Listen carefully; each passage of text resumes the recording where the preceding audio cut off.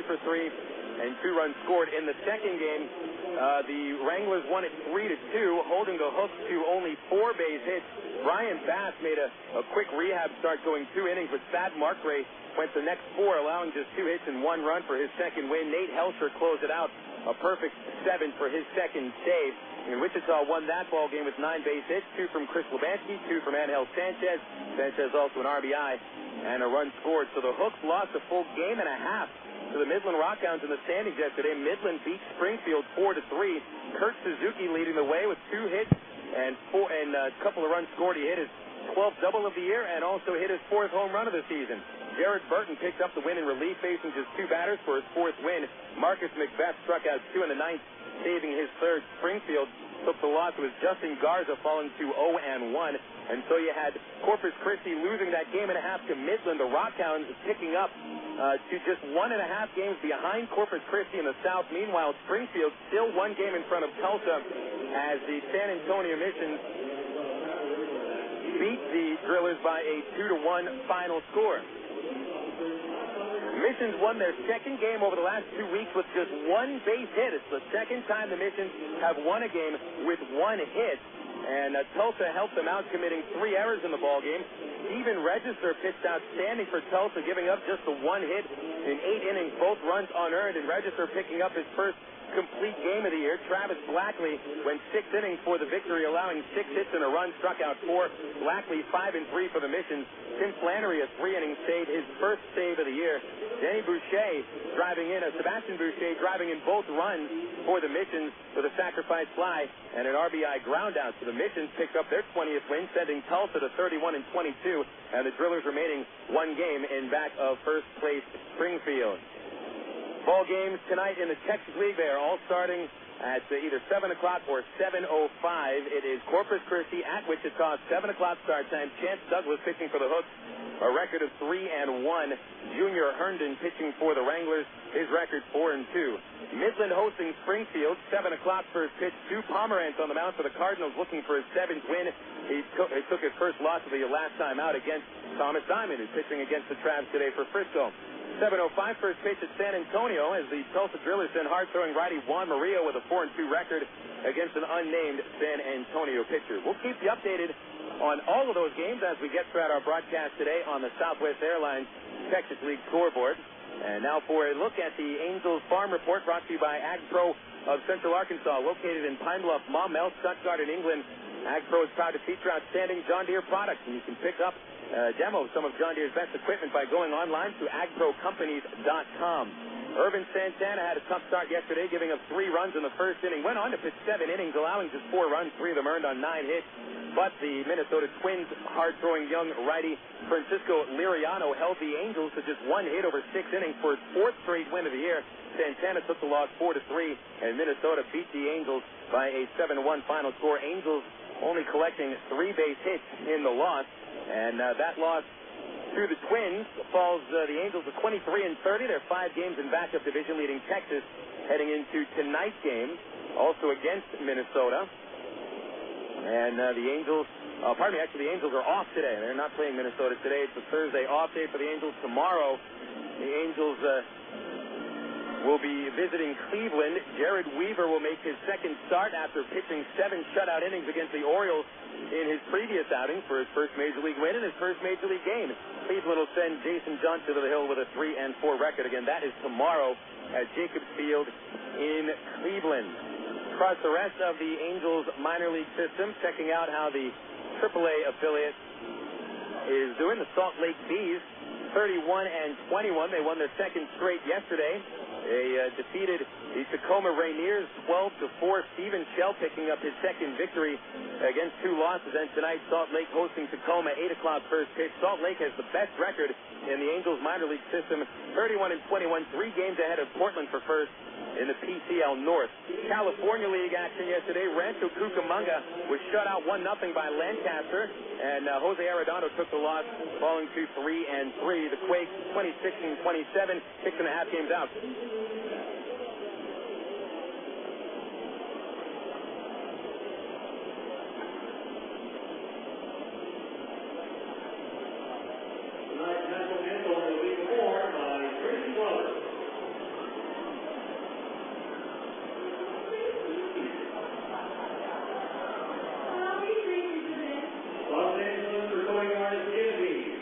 We're going to take a break. We'll come back after this with the starting lineups on Air America Little Rock 1380 KDXE. Your world is suddenly changing for the better, all because two great companies that you know and trust, have now joined forces to deliver the world that matters most, yours. AT&T, with its passion to invent, and SBC, with its drive to deliver, have come together to create the most complete and secure network with products and services to keep you connected to work, home, to life. Introducing the new AT&T, your world, delivered. Coca-Cola, this is Mitchell. My friend's brother is a molecular biologist, and he was saying the only way you could have gotten Coke Zero to taste like the regular Coke was to engineer it in space.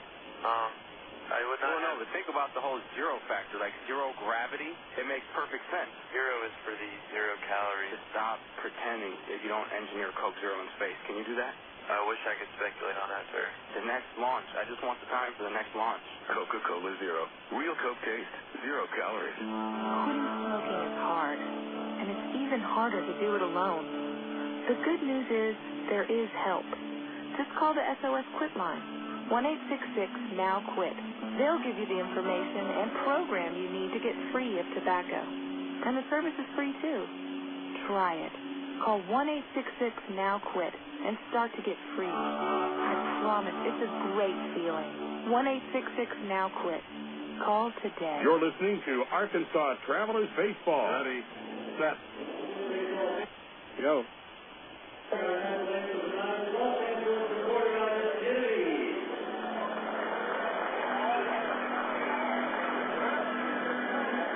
Back on Air America Little Rock 1380 KDXE. Apologizing for that abrupt commercial break. Had a little bit of a problem with the national anthem. Los Angeles recording artist Genevieve coming out to Ray Winder Field today to sing the national anthem, and we had the wrong name up here, and yours truly sometimes has to fix some problems on occasion up here in the gym box. As talking about the Angels minor league system, we mentioned Rancho Cucamonga yesterday lost 1-0, their fourth straight loss. They're 26-27, 6.5 games out. And then in the Midwest League yesterday, Cedar Rapids ended their 4-game losing streak, beating Clinton 4-2. And Cedar Rapids at 25-28 are 7 games back in the Midwest League Western Division. Taking a look at the starting lineups for today, we'll begin with the Frisco RoughRiders, 27-25 record. Frisco is in third place, 3 games out in the South. Kevin Mahar will lead off. He'll be in center field. And batting second is second baseman Casey Benjamin. The hitting third is designated hitter Jim Fasano, while Nate Gold cleans up and plays first base. Anthony Webster in the 5 spot is in right field, with Travis Metcalf batting 6th, playing third. Batting 7th, shortstop Enrique Cruz, while Mike Nickeas bats 8th and catches. Luke Grayson bats 9th, and Grayson in left field. The Arkansas Travelers lineup today, penciled in by Tyrone Boykin. Travelers are 17-35 and 14.5 games out of first. They've lost 5 in a row and trying to stave off their first 6-game losing streak of the year. Aaron Peel leads off. He'll be in left field today with Eric Rodlin batting second, playing second base. Brandon Wood in the 3-hole at shortstop, with Matt Brown cleaning up at third base. Batting 5th is catcher Bobby Wilson. Designated hitter Jason Espedo in the 6th spot. Matt Pauley bats 7th. He'll be in right field, with Greg Porter batting 8th, playing first base. Dwayne Bacon rounds out the Travelers starting 9, and he'll be in center field. Pitching matchup, Thomas Diamond for the RoughRiders, 4 wins and a loss and a 3.13 ERA. Chris Hunter for the Arkansas Travelers, 1-4 right-hander and a 6.06 earned run average. A reminder to those fans listening in today that tomorrow is the big day at Ray Winder Field. It is midget wrestling night at Ray Winder tomorrow night. Midget wrestling begins at 7 o'clock. We'll have the first pitch thrown around 7:45. If you've never seen midget wrestling, you got to see it at least once, regardless of what you might think about it. It certainly is a spectacle, and it's worth the price of admission. Trav, take the field. We'll come back with the first pitch after this on Air America Little Rock 1380 KDXE.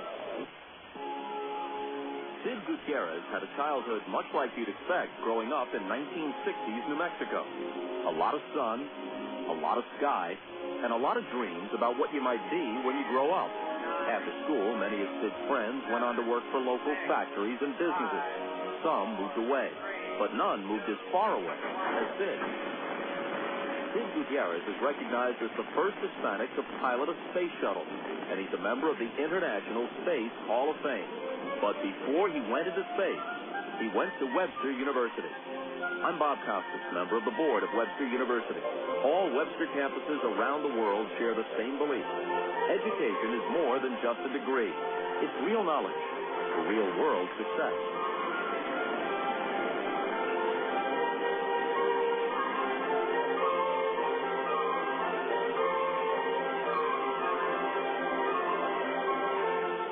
Want to buy a new car? Take a dream vacation, remodel your home, or finance just about anything? You can use the equity in your home to make it happen. Right now, Arkansas Federal Credit Union has a home equity line of credit with a 4-month fixed rate as low as 4.5% annual percentage rate with absolutely no fees. Plus, it's easier than ever to access your home equity loan using Arkansas Federal's Visa Platinum credit card. No checks, no hassles. Apply online at afcu.org or call 982-1000. You're listening to Arkansas Travelers Baseball. Make your plans now to see the best racing under the lights at Texas Motor Speedway, June 8th, 9th, and 10th. You won't want to miss another incredible finish like this one from 2002. Here we come once again. It's going to hit the line. The winner's going to be Sam Hornick Jr. by 96 thousandths of a second. The Oak Creek Homes qualifying day for the IRL and the NASCAR Craftsman Truck Series will be Thursday, June 8th. And on Friday, June 9th, David Starr, Dennis Setzer, Todd Boda, and the rest of the Craftsman Truck Series will go door to door and heat up the asphalt in the Samstown 400. But the weekend would not be complete without the fearless drivers of the Indy Racing League. It speeds over 200 miles per hour in the Bombardier Learjet 500 Saturday night, June 10th. Could it be Dan Weldon, Sam Hornick Jr., Tony Kanaan, or Danica Patrick claiming the Texas victory? Don't miss the action under the lights. Call 817-215-8500 or visit TexasMotorspeedway.com. Texas Motor Speedway, celebrating 10 years strong. You're listening to Arkansas Travelers Baseball. Welcome back to Raywinder Field as the Travelers have taken their positions. The lights have been turned on. Don't forget it never rains here at Raywinder Field. It's only heavy dew or it just rains in the parking lot. Bill Elson with you as we get set for Game 4 of this 4-game series. It's Game 4 of a 7-game homestand. Midland is in town tomorrow through Sunday. If you're looking for something to do over the weekend, the Travs playing 3 games at home. It's Painter's Cap giveaway on Saturday to the first 1,000 paid adults. And don't forget that, of course, the kids are out of school soon, so all the Summer League teams will be starting sometime shortly. Jim Elder Good Sport Fund presented the second of 3 kids clinics on the field Sunday afternoon. Kids clinic begins at 12:45. Ball game begins 2 o'clock here at Raywinder on Sunday afternoon. Discount tickets can be found by just bringing your church full into the ballpark on Sunday. Get in for $6 for the entire family, or if you're an AARP member, you'll get in for free with a valid membership card. Now to the game at hand. Travelers trying to pick up just their 18th win of the season and 6th here at home. This is home game number 25 for the Arkansas Travelers. They post a 5-19 record at home, and opponents have been coming into Raywinder Field swinging free and easy this year. Opponents hitting .330 at Raywinder Field, and the Travelers' ERA here at home is an amazing 7.08. And so Chris Hunter has also not been. He's not been indestructible here at Raywinder Field, anything but. Hunter's given up a total of 16 runs in 11 2/3 innings at Raywinder this year for an ERA of 10.80, and he's lost all 3 of his starts when pitching here in Little Rock. But remember, Hunter's best performance, a 7-inning game against the Frisco RoughRiders last week, and here he takes on Frisco again today. Hopefully Chris can show the Travs what he gave last week against the RoughRiders.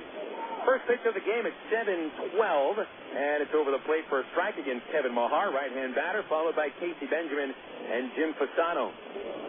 Hunter, right-hander from Linden, Utah, comes home with the 0-1, and Mahar's out in front. He swings and misses out of slider, strike 2. Hunter not a power pitcher, fastball mid to high 80s, good slider when it's down in the strike zone. He'll also get a lot of ground balls when he is on. But if Chris is not on, he'll throw a lot of pitches. Here's the 0-2, and Mahar takes inside, 1 ball, 2 strikes.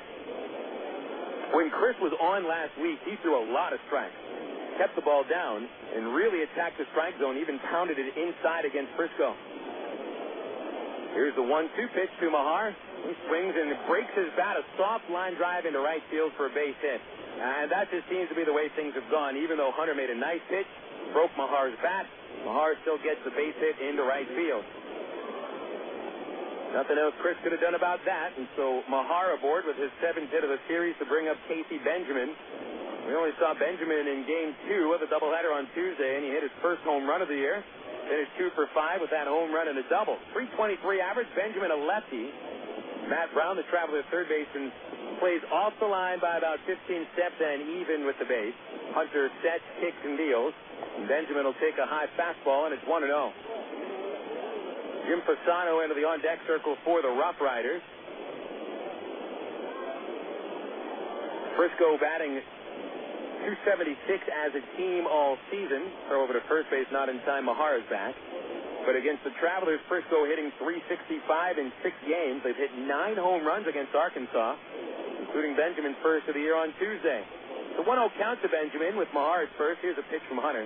The fastball for a strike, 1-1. Numbers on Hunter this year, 1-4 record, .686 ERA. Batters hitting .326 against him, including 6 homers. 58 hits, counting Mahar's base hit in 42 innings. Hunter, 16 walks, and he has struck out just 13, and he's also hit 5 batters. Goes to the bell. The tall right-hander pauses and now delivers a 1-1 to Benjamin, and missed low and outside, ball 2. 2-1 on Casey Benjamin. Hunter, standing 6'4", weighs 205 pounds. A 41st round draft pick out of Utah Valley State in 2003. So 2006 is his 3rd professional season. Hunter coming into the stretch. Mahar, short lead at first, but he's leaning towards second. Chris fires to first base, and Mahar is back in. Mahar is probably the closest thing that the RoughRiders have to a power-speed combination. He has hit 7 homers and also stolen 6 bases. We haven't seen Mahar try to steal a base in this series. Frisco really hasn't needed to steal many. They've hit 7 home runs in these 3 games. A 2-1 count, and Hunter steps off. He's mindful of Mahar's lead at first. Didn't throw over there, but keeping him close. Brown continues to lay off the line at third base. He's a good 15 feet off. Shortstop Brandon Wood playing up the middle for 2. So is Eric Rothman at second. Porter holding Mahar. Stretched by Hunter. And now the 2-1 to Benjamin. He bunts it towards third. Brown will have to charge bare hand and hold onto it. And it's first and second for the RoughRiders as Benjamin caught the Travs a little bit off guard on that bunt. Beautifully placed by Benjamin.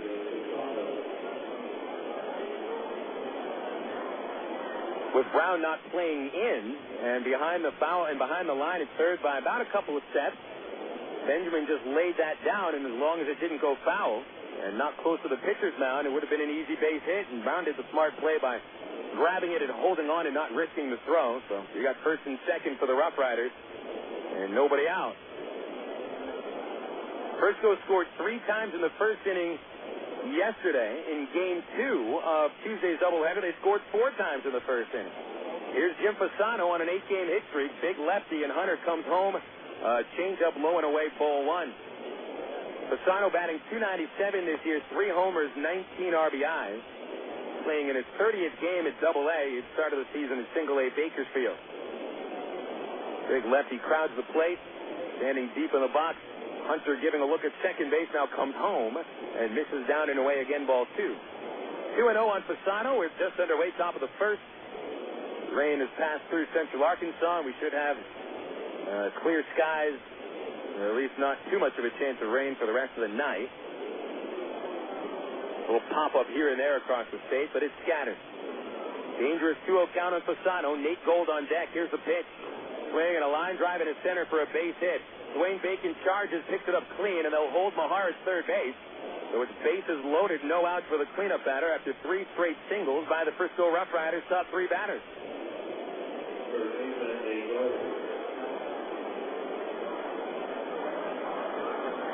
So Gold has a big chance here in the first inning with the bases juiced, and amazingly Gold, who's been batting cleanup quite a bit this year for Frisco, has only had 1 bases loaded situation all year, and he delivered a sacrifice fly. And here's the big right-hander about to step into the plate. Gold has driven in 6 runs in this series. They were all during Tuesday's doubleheader. He's homered 7 times this year. Here's a pitch to Gold. Slider, strike 1. Right at the knees. Nice to get ahead there with a good breaking ball. Anthony Webster on deck, and won't get much easier if Gold is set down. Webster's on an 11-game hit streak, and he's collected 6 hits over the series. Hunter sets, takes a deep breath, and comes home with an 0-1, and Gold fouls it over the first base seats into the grandstand, and it's 0-2.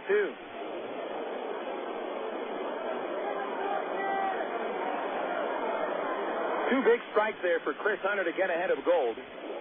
Remember, Chris is not a strikeout pitcher, only with 13 on the year. The 0-2 pitch, fastball coming high, ball 1.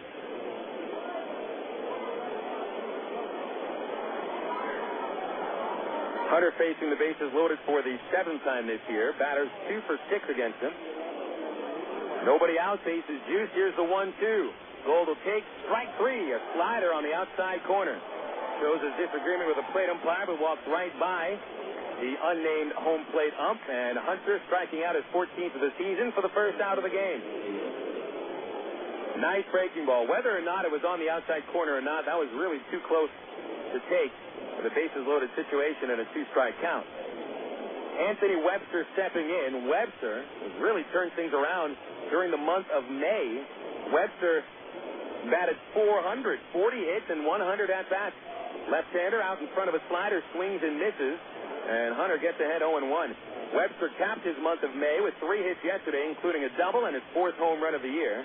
Raised his average to .319, 4 home runs, 14 runs batted in. It's an 0-1 count, and Hunter comes home, and another swing and a miss. Off speed, Webster's in front again, strike 2. Webster's batting average ranking in the top 10. He's the only Frisco ball player in the top 10 of the Texas League. League leader J.R. House at .348, and Webster with the 6th highest average. An 0-2, a little number foul outside first base as Hunter came on the 5th to Webster with a slider and keeps it 0-2. At third base, Kevin Mahar led off the game with a broken bat single to right field. At second base, Casey Benjamin, he followed with a bunt single to third. Then Jim Fasano at first. He lined one to center. Webster at the plate. It's 0-2. On deck is Travis Metcalf. Here's Hunter's pitch. Bringing a foul at the plate again, and Webster going at a pitch that may have actually gone and hit his shoe top if he didn't lay off of it.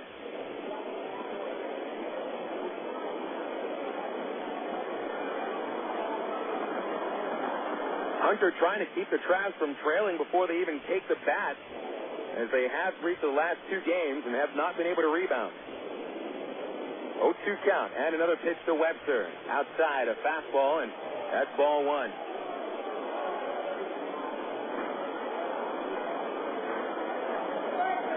Webster with 14 RBIs this year, 10 of them over this 11-game hit streak. He leans back in the box. Hunter comes home. A 1-2 is fouled at the plate again as Webster put a tomahawk swing on a slider that may have been a little high. It's still a 1-2 count on Webster. Decent speed. Webster, a left-hand batter. Infield looking for the double play ball. Hunter, in his last start, had 3 double plays turned behind him. Brown still off the line at third base. And another 1-2 to Webster. Backs him off, a fastball low and inside. 2 balls, 2 strikes.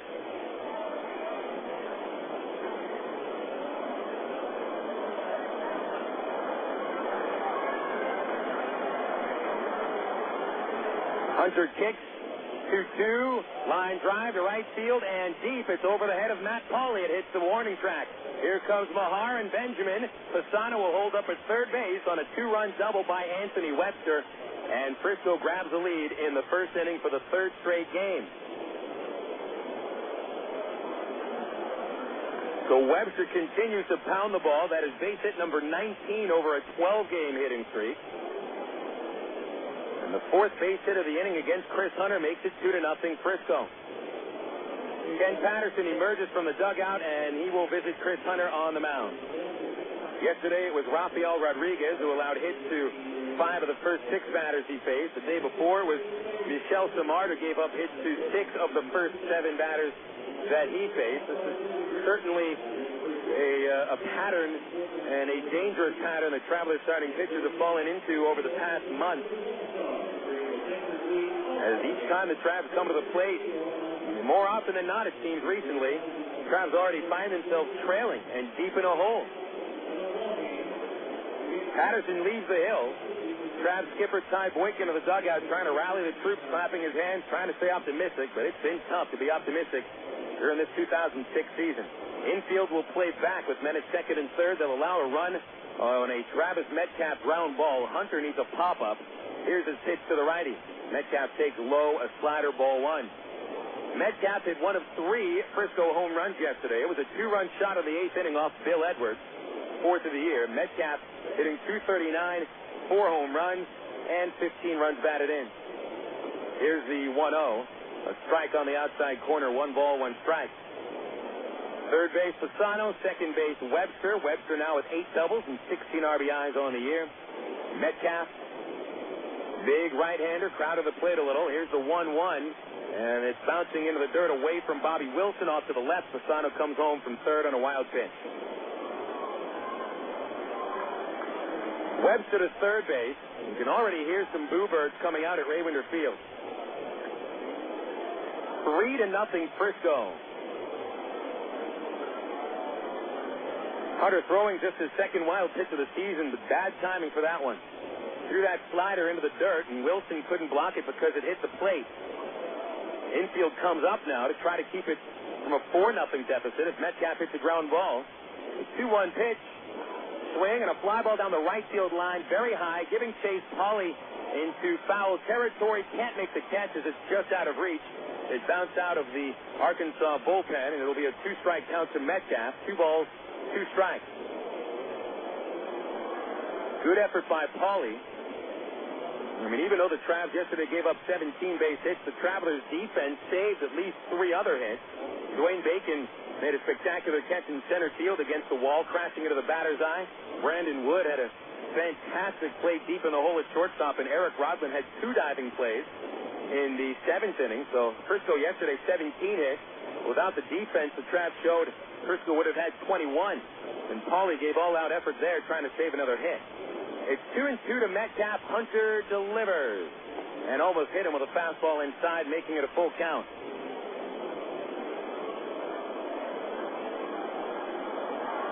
Metcalf, the 6th batter of the first inning, 3-0 Frisco. Enrique Cruz in the on-deck circle. Here's a payoff to Metcalf. Ball 4 inside. And out of the first 6 batters to face Chris Hunter, 5 men have reached.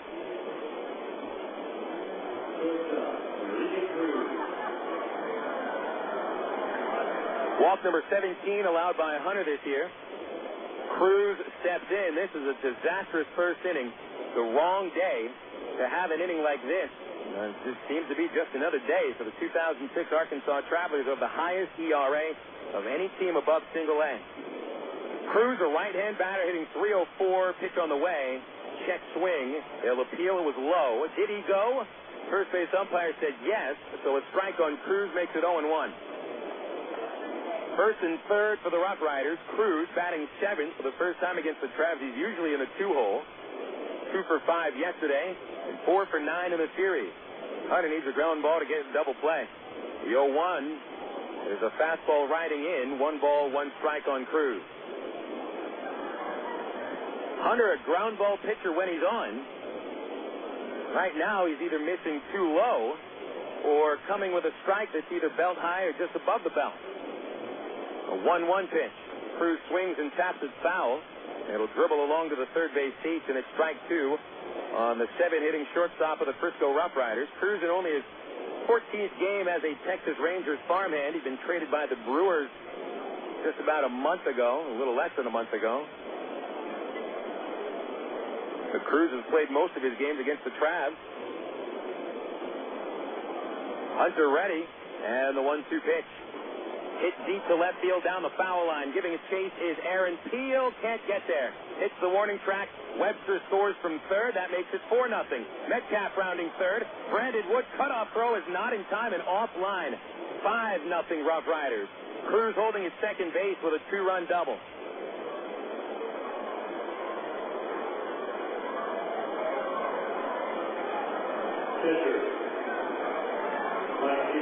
Chavez had a chance for the out at home plate, not on Webster, but on Metcalf, who scores from first base on a double to the left field corner.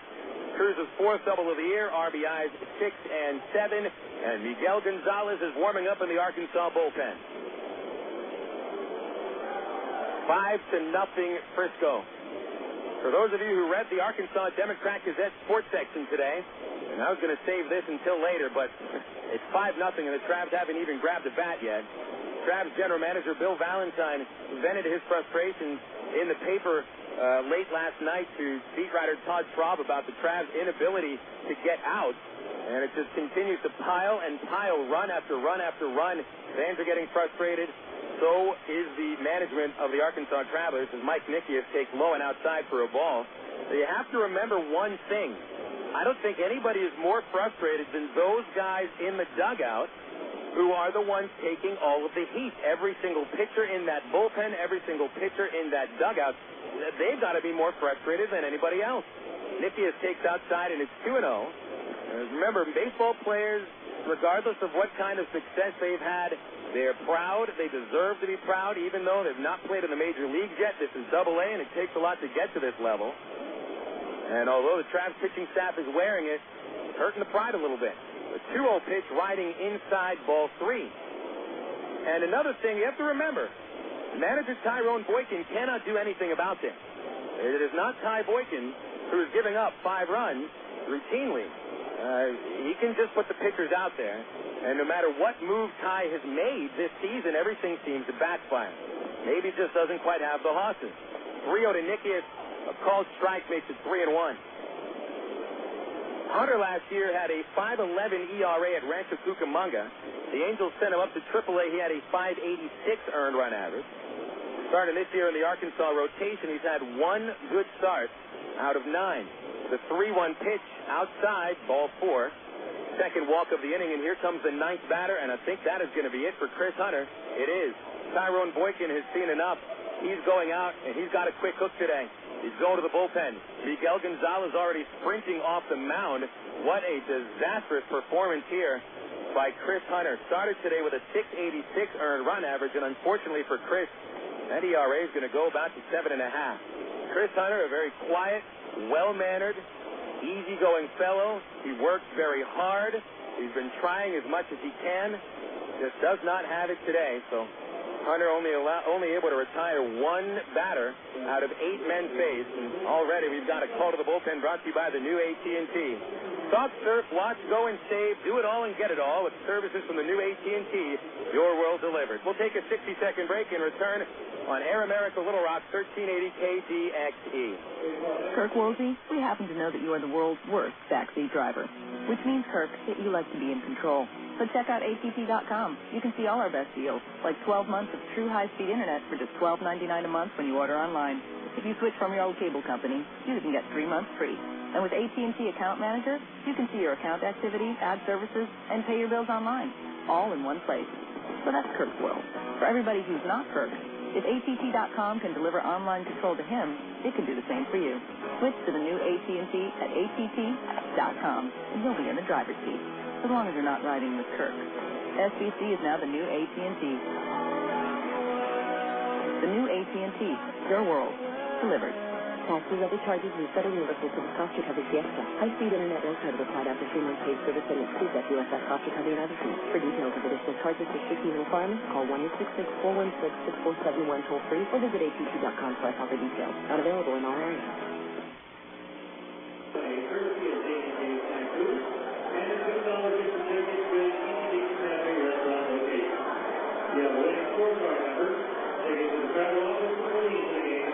Miguel González will take it for the time being here in the top of the first inning. 5 runs are home for the Frisco RoughRiders on 5 base hits and 2 walks. Chris Hunter with his shortest start of the season, just 1/3 of an inning.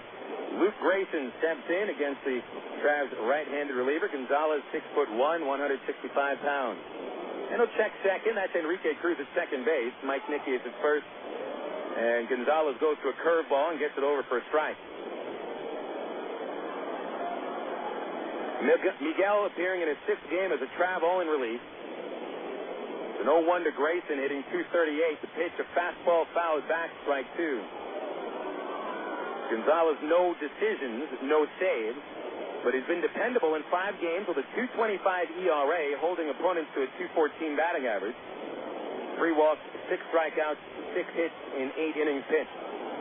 We saw Grayson batting 9th in game 1 Tuesday, went 0 for 3. Here's the 0-2 pitch. Runners moving. It is inside. Wilson throws to second base, and he throws it into center field. Cruz gets up from third base and trots home to make it 6-0. And Nickeas will advance to third base. It's a double steal for the RoughRiders, and Wilson charged with a throwing error, allowing Cruz to score run number 6. Boy, just about everything that can happen has happened here in the first inning. You've had a broken bat single, a bunt single, a wild pitch, 2 walks, a double steal, and now an error. The only thing we're missing is a pass ball and a home run. It's 1-2 to Grayson, runner at third. The infield is in. González comes with a fastball up high, and it's 2 balls, 2 strikes. Error number 6 on Wilson. González comes home with a 2-2 to Grayson, and that is outside. It's ball 3. All 6 runs charged to Chris Hunter. If Nickeas scores, that would also be the property of Hunter. González trying for out number 2 of the inning. Here's a 3-2 pitch, and it's off the outside corner, ball 4. That's the 3rd walk of the inning.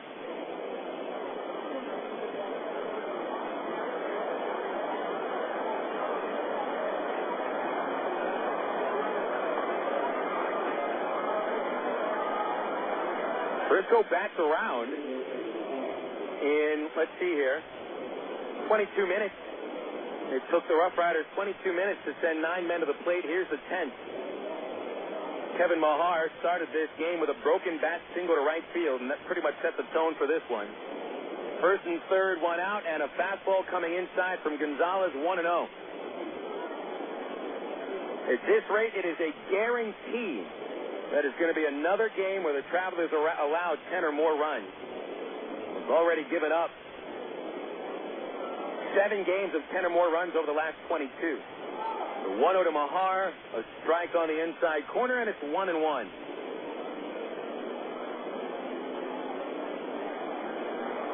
At third base, Mike Nickeas, Luke Grayson at first. Mahar with 7 hits and 3 RBIs in the series, backs out of the plate.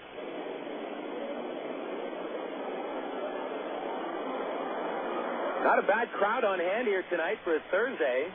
You just wonder how much longer certain fans will be able to stick around and watch. A 1-1 to Mahar.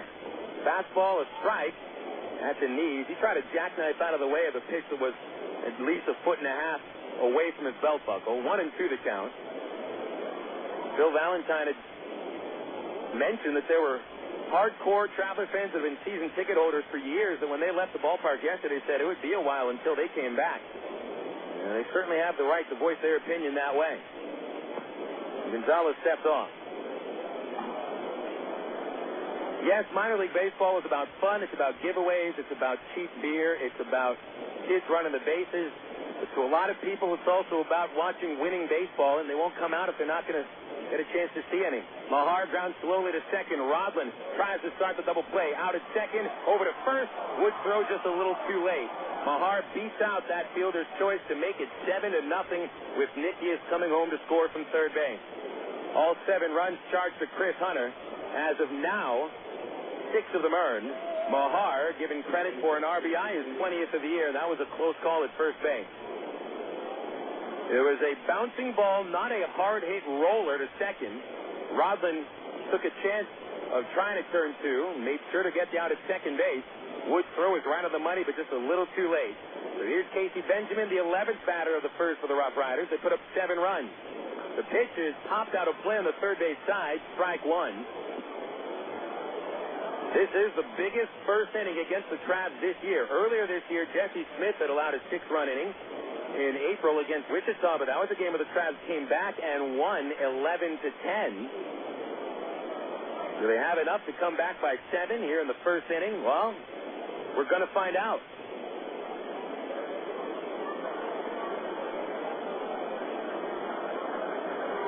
Here's the 0-1, and Benjamin takes a curve low from González. González facing his third batter. He hasn't allowed a hit yet. Walked the first man he faced. Fielder's choice for the second batter. Benjamin had a bunt single earlier in the inning and scored on the Webster double. There's a 1-1 pitch to the lefty, and he hits a high fly ball deep right center. Going back is Dwayne Bacon at the fence. He'll leap. It is gone. A 2-run homer for Casey Benjamin makes it 9-0. Apparently, it's the biggest inning in Frisco franchise history. I just heard Scott Garner, the voice of the RoughRiders, scream that into his microphone. 9 runs in the first inning here at Raymonder Field for the opponent, and the disastrous homestand continues. Heads are hanging, hands are up covering eyes. Fans aren't quite sure what they're looking at, and there's some people that are leaving right now. 9 runs on 6 hits. Benjamin had no home runs in his first 26 games of the year. Folks, he's homered 2 games in a row now. Jim Fasano pops the first pitch up. Foul grounds at third. Wilson and Brown have a play. Brown making the call. And the catch. You just heard the biggest cheer of this homestand from a very disappointed Traveler fan base. 9 runs in the first for the RoughRiders on 6 base hits. 1 Traveler error, nobody left. The Travelers haven't even touched their bats yet, and they trail 9-0. Bottom of the first coming up on Air America Little Rock, 1380. In 1998, New York City marathon runner German Silva made a huge mistake. 1/2 mile from the finish line, he took a wrong turn.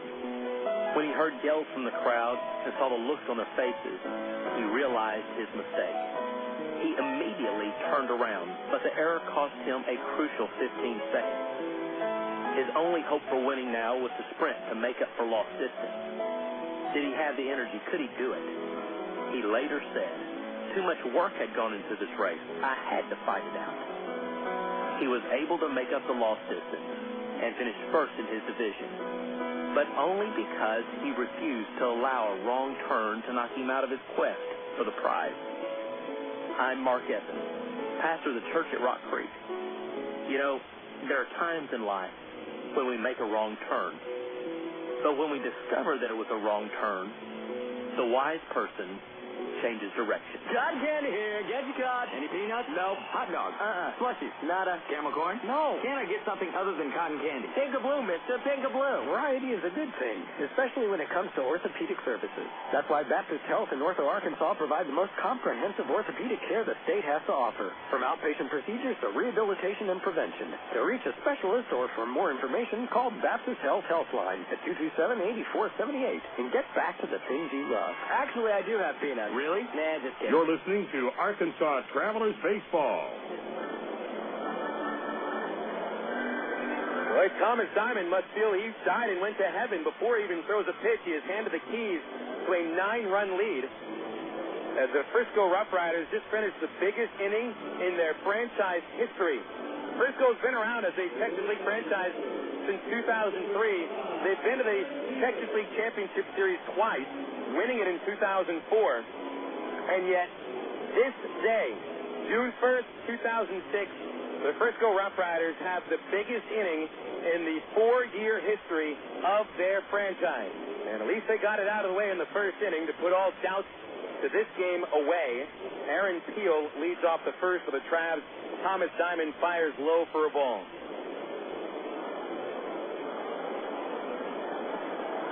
You could call it shock and awe, shock and dismay, but oh man.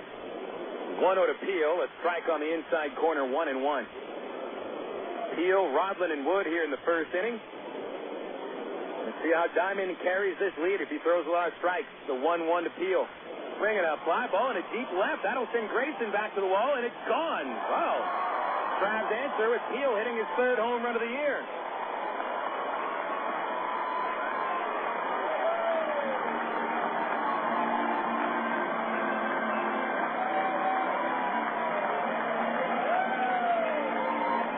Now, that has been part of the theme of the season this year for the Arkansas Travelers.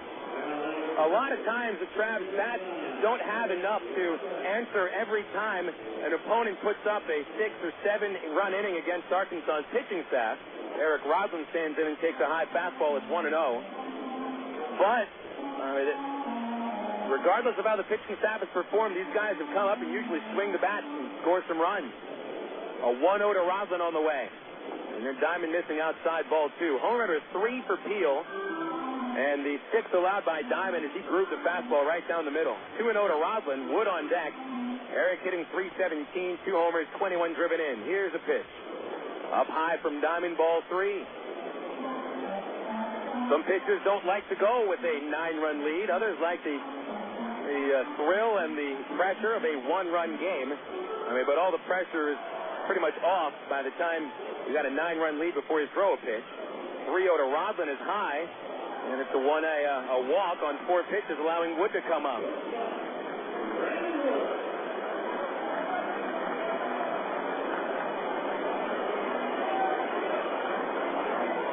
So Diamond offering his 33rd walk of the year after Peel's leadoff homer. The first time a Traveler leadoff man has begun a game with a home run. Wood standing in, hitting .271 on a 6-game hitting streak. And Diamond working from the stretch with nobody out. Pitch to Wood is hit in the air to straightaway center. Hit it pretty well. Very high fly ball with Mahar at the warning track looking up, and it is gone.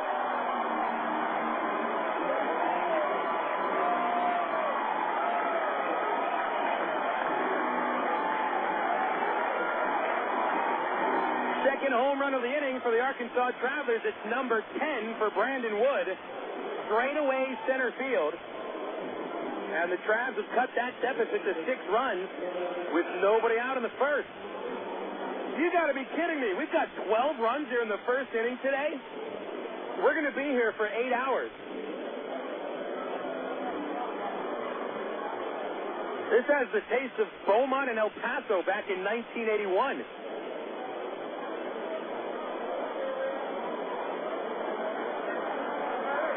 Here's Matt Brown standing in. He hit a 2-run homer in the first inning yesterday. Pitch on the way and a fastball inside from Diamond.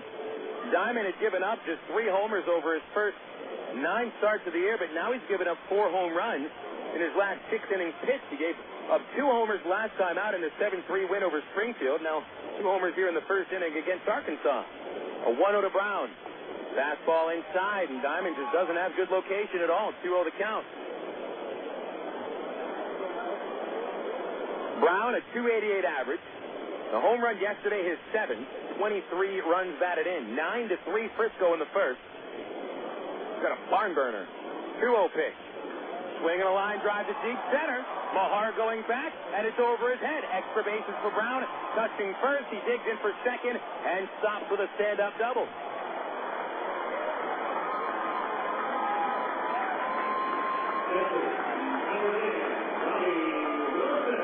Here comes Bobby Wilson. He'll try to make it 5 consecutive men reaching base in the first for the Travelers.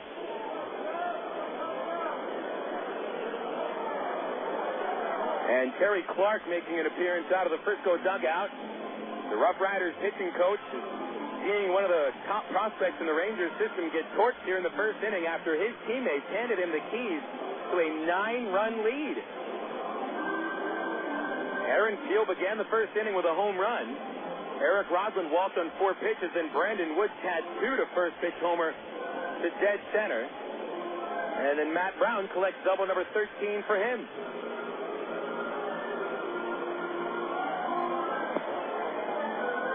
So between these teams, there have been 12 runs, 9 hits, 3 walks. Now, Frisco didn't hit any home runs in their half of the first inning. The Travs here, 2 home runs and a double. Wilson ready to dig in against Diamond. Diamond had given up 3 runs in the first inning all year until today, and he's ready. Here's a pitch to Wilson. A fastball inside. It's 1-0. Diamond throws 91 to 94 consistently. A lot of movement on his fastball, but too much movement as of today. This pitches that are moving are tailing inside a right-hander. 1-0 the count. Here it is. Wilson swings and grounds a base hit past third. Brown around third base, and he'll score to make it 9-4. Wilson holds it first with an RBI single.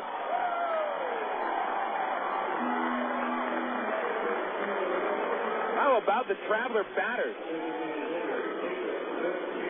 This is a group of batters, the position players, that have shown backbone all season long. They've had to deal with the worst pitching staff in the Texas League and consistently trailing every game that they play, just about every game, especially over the last month. But I don't think you can really say enough about these Arkansas hitters.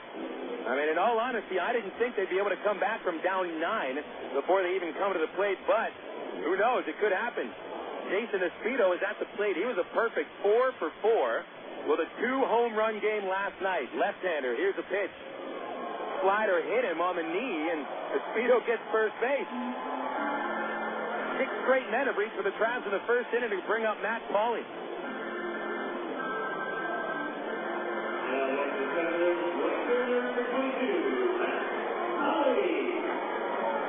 So Diamond has now allowed 4 hits, a walk, and that's just the second batter he's hit this year. Apparently Diamond does not have his good stuff and doesn't have much command tonight. Now Pauley stands in to try to make it 7 in a row to reach in the first for Arkansas. Left-hand batter, and the pitch. Here's a high fastball, and it's 1-0. Frisco gets a right-hander ready in the bullpen. They've got Stephen Rowe stretching his right arm, and he'll start to throw soon enough. 1-0 to Pauley, hitting .253 on the year. The pitch is hit in the air to deep right field, and Webster watching it sail over his head. It is off of the fence. To third base going Wilson. They'll hold him there. Into second base goes Espino, just beating the throw. It gets to second base, and here comes Wilson trying to score. He's thrown out at home. Not quite sure what he was trying to do. Well, the Travs runners found themselves clogged up at second base. That's what happened. Wilson was held at third. Espino was going into second base as Webster played the ball cleanly off the right field fence. Pauley thought he had an easy double. But what he did was he forced Espino to go to third base. Wilson, holding at third, had to come home. He had nowhere else to go. And he's thrown out 9-6-2. That's the first out of the inning. Otherwise, the bases would be loaded with nobody out.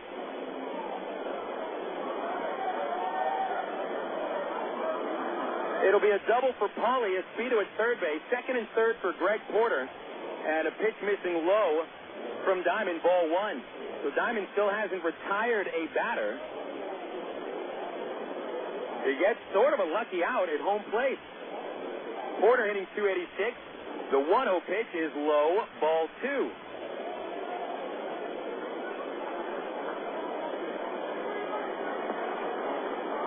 Nine to 4 Frisco in the wildest inning that I think the Travs have seen since 2001. The 2-0 to Porter. A slider for strike 1. Rowe continues to warm in the bullpen. Porter 2 for 10 in the series.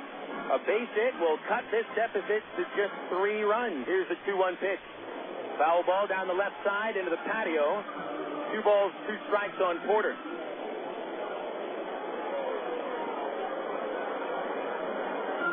Got to credit Anthony Webster with a smart play. Instead of trying to make that catch on the drive-by, Pauley played it off the fence. 2-2 to Porter. Foul ball again, behind, into the seats, and it's still 2-2.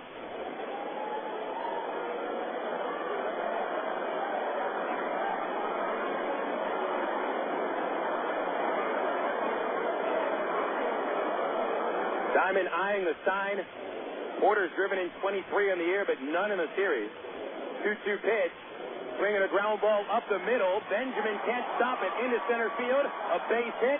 Espino scores. Pauley scores, and it's 9-6.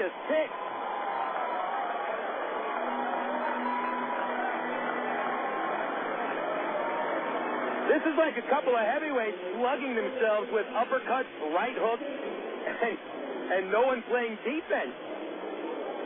Not that the fielders can't play much defense in this situation. The pitchers they're getting torched.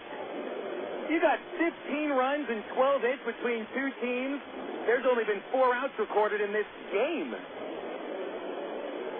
Back on April 30th, 1983, El Paso and Beaumont combined for 56 runs. Do you think we got a chance?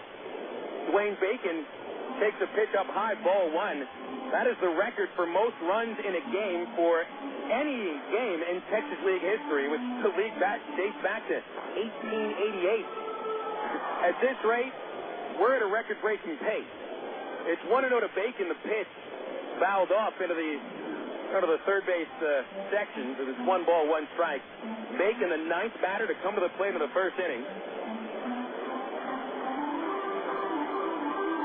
You have a feeling that Darrell Kennedy, the Frisco manager, would have pulled Diamond after Porter's base hit, but Diamond being one of the top prospects in the Rangers system, he wants to see if he can get out of the inning. Bacon ready, the 1-1, swing and a miss, handcuffed him with a fastball, strike 2.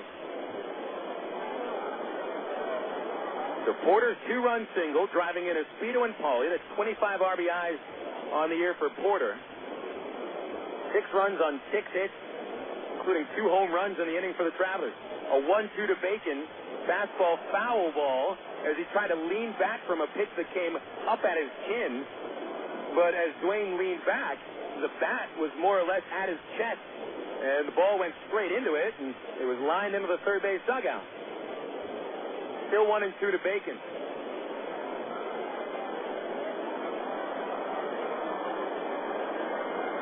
On deck, Aaron Peel. He started this inning with a home run.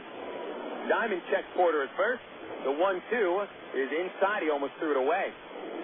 Nickeas, the catcher, had to reach across his body and save what would have been the first wild pitch of the inning from Thomas Diamond.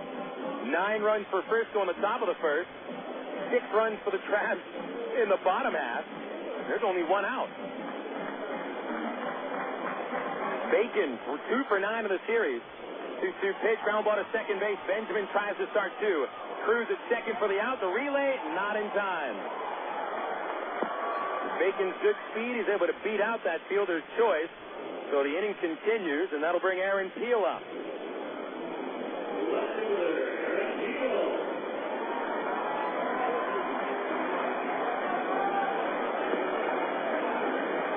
Peel began this inning with a home run to left field on a 1-1 fastball. Now the tying run is on deck. It might not be out of the question that the Travs could tie it here in the first. They're trailing by 3. Roslin, the on-deck batter. Peel at the plate, Bacon at first. There's a throw over by Diamond, and Dwayne is back in there diving in front of the throw. Rowe, the reliever in the Frisco bullpen, is standing there on the mound watching the game. He seems reluctant to throw pitches out there. He doesn't want to come in here in the first inning. Pitch to Peel. Fastball, foul tipped off the catcher, strike 1.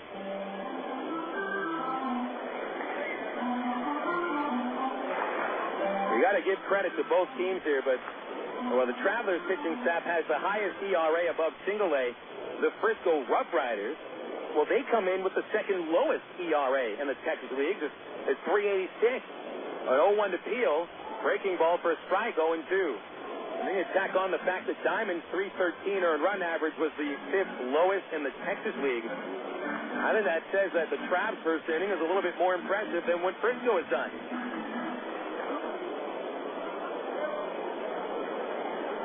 Diamond checks Bacon, and the 0-2 is a pitch out, but Dwayne holds.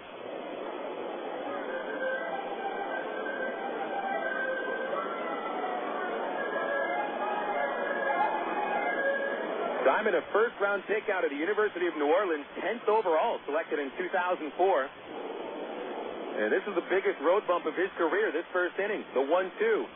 Slider into the dirt. It'll be a wild pitch as it bounces away, and Bacon advances to second. 2 balls, 2 strikes on Peel. Barry Clark, the Frisco pitching coach, watching the proceedings from the second level of the platform as a third base dugout with his arms crossed. Can't see Darrell Kennedy. There he is, the Frisco manager, turning back to his pitching coach and asking a question, it seems. That question may be, how long do you keep Diamond in if Peel reaches? 2-2 to Peel. Slider, good eye, was low, ball 3.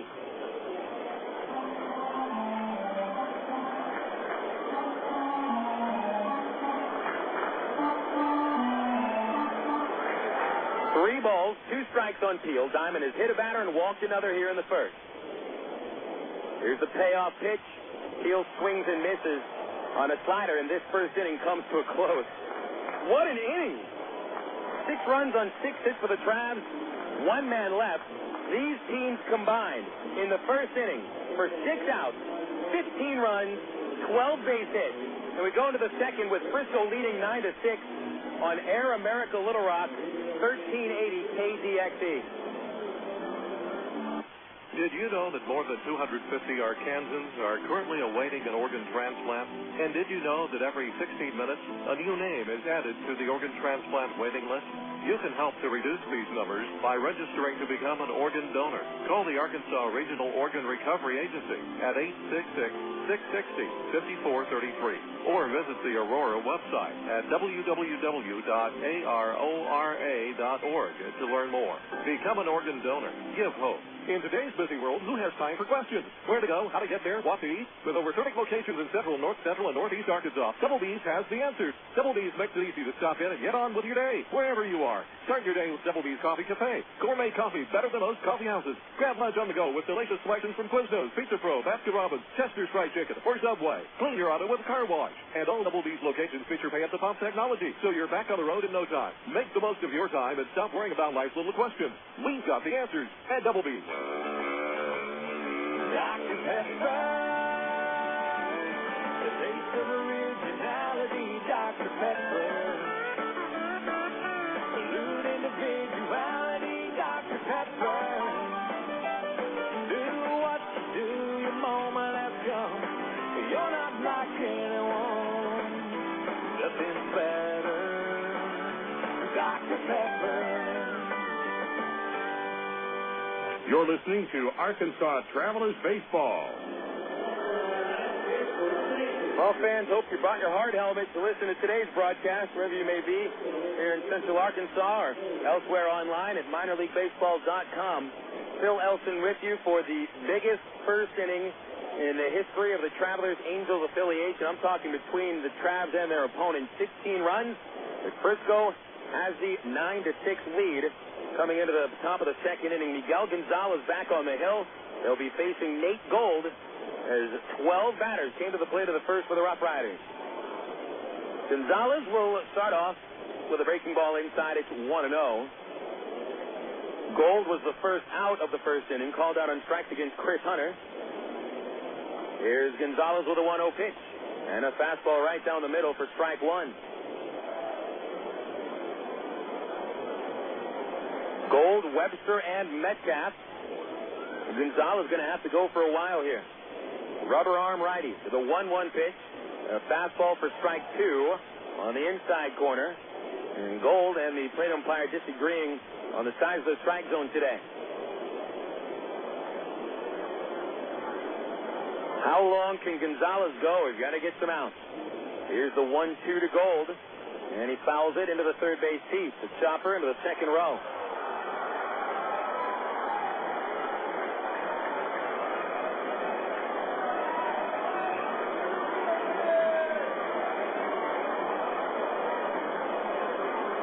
Gold hitting 278. González with a 1-2 pitch. Curve outside. Even count, 2 balls, 2 strikes. That first inning was so big that minorleaguebaseball.com, the official statistician of the minor leagues, hasn't even been able to compile the first inning. Here's the 2-2 to Gold. Fouled it back into the net. The folks at MILB.com have only put up the first 5 runs of the top of the first for Frisco. They still have 4 more runs to put up and then 6 for the Travs. 2 balls, 2 strikes as Gold leads off the second. González kicks, delivers a slider. Strike 3 as Gold didn't check the swing. It bounced off to the right, but Wilson blocks and flips for out number 1. Gold didn't think that he went on that pitch. Asked his base coach as well if he went. But Gold has struck out both times up to the plate, and here's Anthony Webster.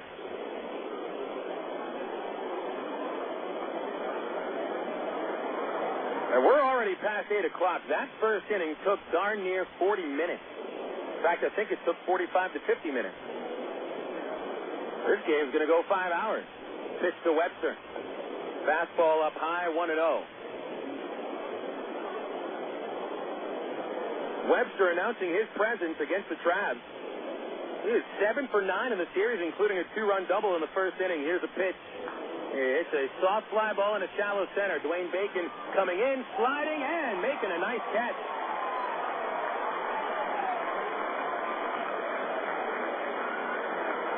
Bacon didn't get a great read on that ball, but after he realized where that ball was going to fall in, he closed the gap pretty quickly and collects out number 2.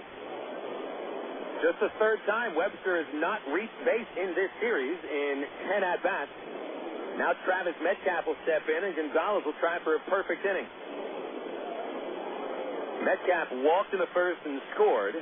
Here's Miggy's pitch. It's inside, a fastball, ball 1. González, the youngest member of the pitching staff.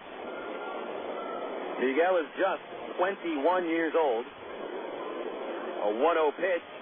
And a fastball for a strike, 1-1. González did give up a 2-run homer to Casey Benjamin in the first inning, so González has been tacked to 2 runs on his record. A 1-1 to Metcalf, swing and a miss. Nice slider, late break, strike 2. What you get from González, not overpowering stuff, but a lot of strikes for the most part. And he works quickly. Seems to have some confidence in his ability to get out. 1 ball, 2 strikes. Metcalf waiting. Here's the pitch. Low into the dirt, 2-2.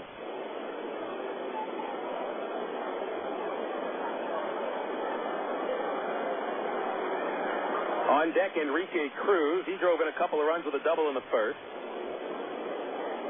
2 outs, no one on for the 6-hitter, and the 2-2 to Metcalf. He pops it out of play, and that'll settle onto the first base roof.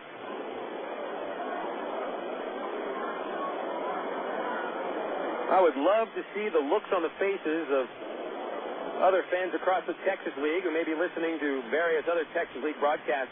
We hear the score coming out of Little Rock in the first inning. Brings back the days of old Texas League. 2-2 to Cruz, inside, almost hit him. This game here brings to light the old days of El Paso's Dudley Dome and Christensen Stadium in Midland, where, not even a 10-run lead was safe. 3-2 to Cruz. Fastball, strike 3 as he looks at one right on the outside half. González, 2 strikeouts in a 1-2-3 second inning. We'll go to the bottom of the second, and it's still 9-6 Frisco on Air America Little Rock, 1380 KDXE. The romance begins at Cupid. Choose from Central Arkansas's largest selection of apparel and lingerie in every size, style, and color. And don't forget the wide selection of menswear, toys, massage oil, and lotion. It's Cupid's Lingerie and more. 4585 Donaghy Street in the Townsend Plaza, Conway, 65th and Scott Hamilton, and 9700 North Rodney Perelman in Little Rock, plus 3360 Central Avenue in Hot Springs. Just look for the purple neon hearts, and you'll know you're in the right place. Cupid's Lingerie and more. Hey, fans, it's easy to get discount tickets to Travs games all year thanks to Ready Ice. Arkansas's #1 ice company, Ready Ice presents Ready Ice Wednesdays at Wayne Winder Field. Just pick up a discount coupon for any Wednesday Travs home game anywhere Ready Ice is sold, like most Shell and Exxon gas stations. Bring the coupons to the Travs box office for $3 general admission tickets to any Wednesday home game. That's Ready Ice Wednesdays at Wayne Winder Field all season long. Thanks to Arkansas's #1 ice company, Ready Ice. Emergency hotline, can I help you? Yes, I need help. All right, sir, what's the problem? I can't taste my beer. I feel it in my mouth, but there's no taste. Okay, sir, this is what I want you to do. Put the bottle down and step away from the beer. Okay. Walk straight to the corner store and pick up a 6-pack of Miller Lite. Okay. Don't worry, it's going to be all right. Next time, try the light beer that actually tastes like beer. Great tasting, less selling Miller Lite. Miller. Good call. Miller Brewing Company, Milwaukee, Wisconsin. You're listening to Arkansas Travelers Baseball.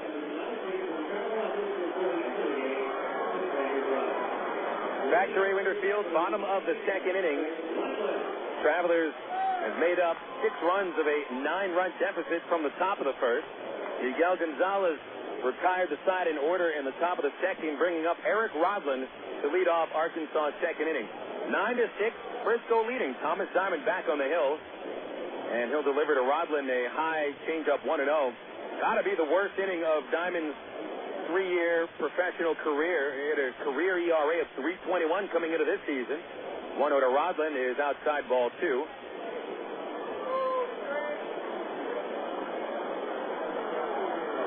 Rodland, Wood, and Brown will bat in the second. Rodland walked on 4 pitches in the first and scored on Wood's 2-run homer. Diamond has thrown 6 pitches to Rodland, all missing. And the 2-0 here is right down the middle, strike 1. Diamond 3.13 ERA this season, and he had only given up 5 earned runs in 26 2/3 on the road. 2-1 to Rodland, swinging a fly ball shallow left, very high. Grayson coming in, easy play, and he makes the catch for out number 1. So that'll bring up Brandon Wood. Diamond is now set down 3 in a row after 7 of the first 8 Travelers reached base against him. Stephen Rowe was warming up in the first inning. He was no longer getting ready. Diamond took 29 pitches to get through the first. Wood homered on the first pitch that he saw last inning. Diamond starts off with a breaking ball for strike 1. Always like to point out the matchups that you will see in the major leagues at some point. You're going to see Diamond pitching to Wood in the American League at some point in the next 2 or 3 years. Slider in the dirt makes it a 1-1 count. We've seen plenty of those matchups, and look back to 2001. Anytime John Lackey pitched against the Tulsa Drillers, Travis Hafner, Hank Blaylock, 1-1 to Wood. Fastball strike on the inside corner, 1-2. I'd say this is probably a no-doubt future look at a matchup of a future Ranger in Diamond and a future Angel in Wood. No one on for Wood. Here's the 1-2 pitch. Swing and a miss. He strikes him out. And that's the ultimate revenge after giving up a home run. So, 2 outs in the second. Diamond has struck out 2 of the last 3 batters. This will bring up Matt Brown.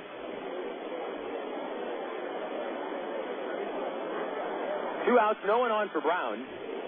He doubled in the first inning to dead center, collecting the 12th hit of his last 8 games. Nobody on for Brownie. Right-hand batter waiting. Here's Diamond's windup. Starts off with a slider. A strike on the outside corner, 0-1. We got a shutout second inning from each team. And maybe that record from 1983 is out of the question. Boy, blowing a fastball right by Brown. Diamond must have dialed that one up to the mid-90s.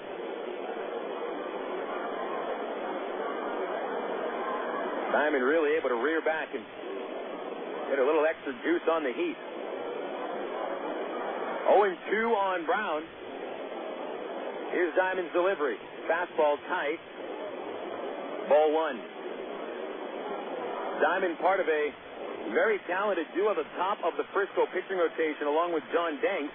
But Danks with a sore left arm keeping him from a start. He's missed the last 3 weeks. 1-2 pitch. Slider, a little number to third base. Metcalf off the line, gloves it in the hole, flips off balance, and gets the out at first base with a very athletic play. So, each team is set down in order in the second inning, taking us to the third.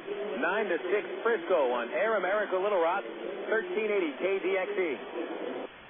Make your plans now to see the best racing under the lights at Texas Motor Speedway, June 8th, 9th, and 10th. You won't want to miss another incredible finish like this one from 2002. Here we come once again. It's going to be at the line. The winner's going to be Sam Hornick Jr. by 96 thousandths of a second. The Oak Creek Homes qualifying day for the IRL and the NASCAR Craftsman Truck Series will be Thursday, June 8th.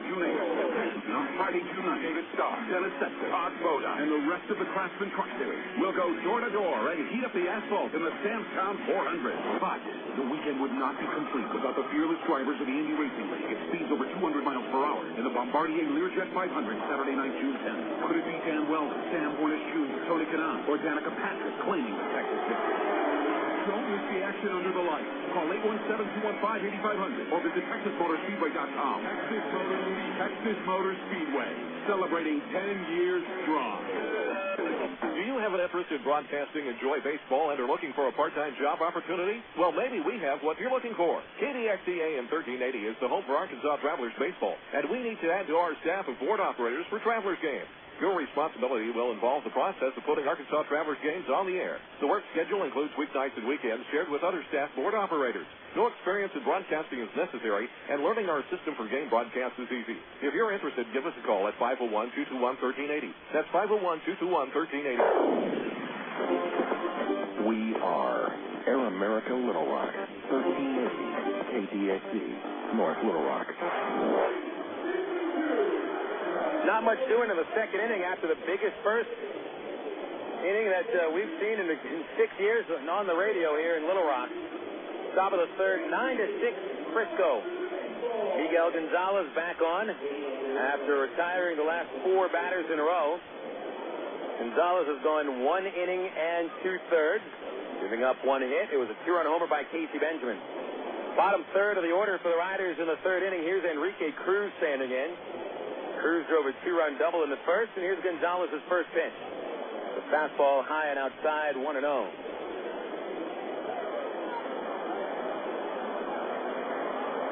Cruz, Nickeas, and Grayson against González. Brown playing against the bunt at third. Here's the 1-0. Low and outside, 2 balls, no strikes.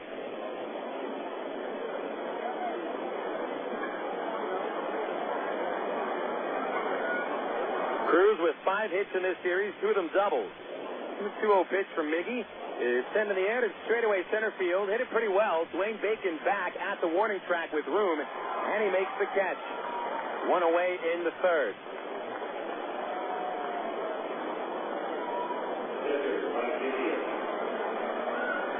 Mike Nickeas is due up next for the Frisco RoughRiders.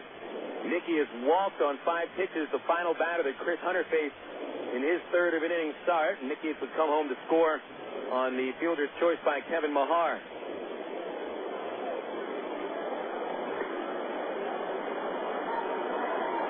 González looking to retire, the 6th consecutive hitter. And his pitch is a slider for strike 1.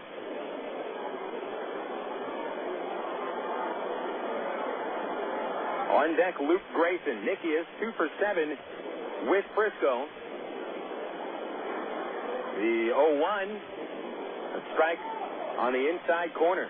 0-2. Checking Texas League scores. We might not have any games in the league that have as many as 6 runs scored in this game. We've already had 15 today between the Travs and the Riders. 0-2 pitch to Nickeas. Swinging a ground ball to third. Brown behind the bag has the play. Takes his time, throws to first, and gets out number 2. Checking those scores, Corpus Christi at Wichita. The Hooks looking to end a 2-game losing streak, but it's 3-0 Corpus Christi in the third. Hunter Pence homering for his 3rd straight game, now with a league-leading 16 long balls.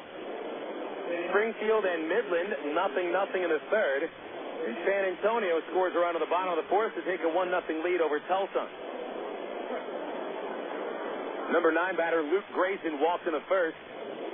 And this is his 2nd plate appearance of the night. Pitch, hard hit up the middle into center, a base hit. So that's base hit number 7 for the Frisco RoughRiders in the first of the series for Luke Grayson. Now it's Mahar getting his 3rd at-bat in 3 innings.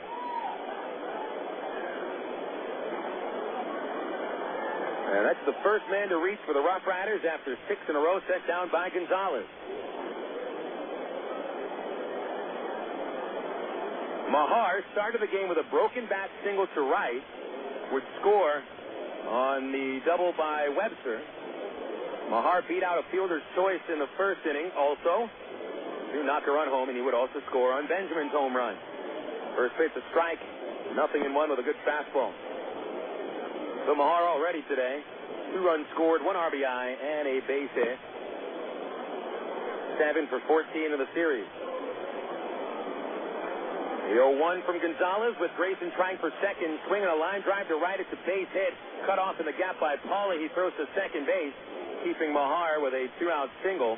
But over to third goes Grayson for the 2-hitter Benjamin.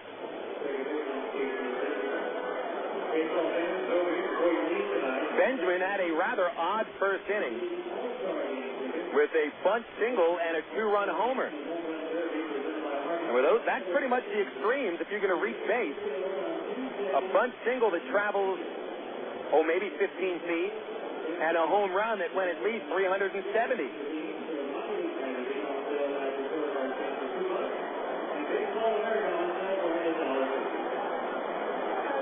So Benjamin stands in with 4 hits in the series, 2 of them home runs, and only 2 long balls of the year. Left-hand batter resting the bat on his shoulder. González steps to third, fakes the throw, and looks at first, but Mahar holds. I mean, you got to imagine, Frisco's got to be aggressive still. That lead, which was once 9 runs, has been cut to just a third of that. González now ready again, and a pitch to Benjamin. Fastball called, strike 1. Infield is deep up the middle. Brown way off the line at third, playing back. Rodman at deep second base. Porter holding Mahar at first, opening up a little hole on the right side. The target from Bobby Wilson down and in. González ready. Kick, steals. Slider into the dirt, but Wilson's right on top of it. 1 ball, 1 strike.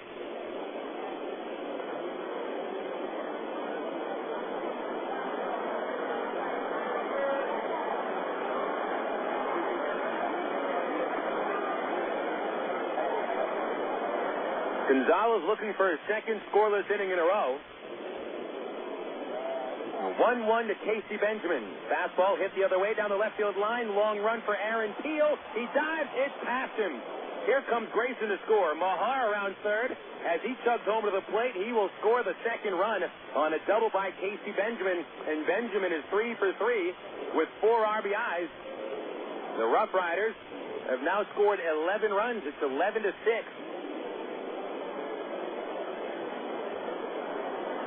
So Casey Benjamin with a huge game, and we're only in the 3rd inning.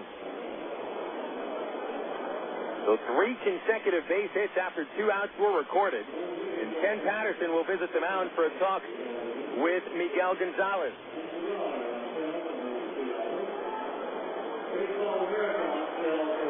So already Frisco has scored 11 runs on 9 hits.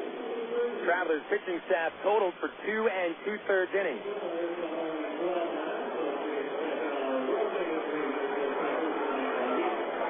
Remember, fans, Midget Wrestling Night is tomorrow. Midget Wrestling before the game with a squared circle built on the field right behind the plate. Midget Wrestling begins at 7 o'clock. Ball game with the Midland Rockhounds and the Travelers beginning at 6:45. Plenty of tickets still available by showing up at the Ray Winterfield box office or call us up at 664-1555. Jim Fasano is the batter. And he steps out. Fasano is 1 for 2 with a single and a run scored in the 1st inning. Fouled out to end the 1st. Runner at second, Benjamin. And González checking the runner at second 2 times and now throws home. A fastball strike on the inside corner, 0-1.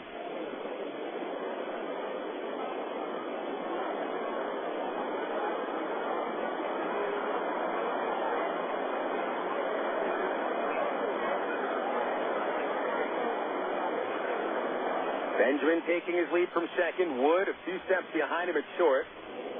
González home with an 0-1. Slider, swing and a miss by Fasano, strike 2.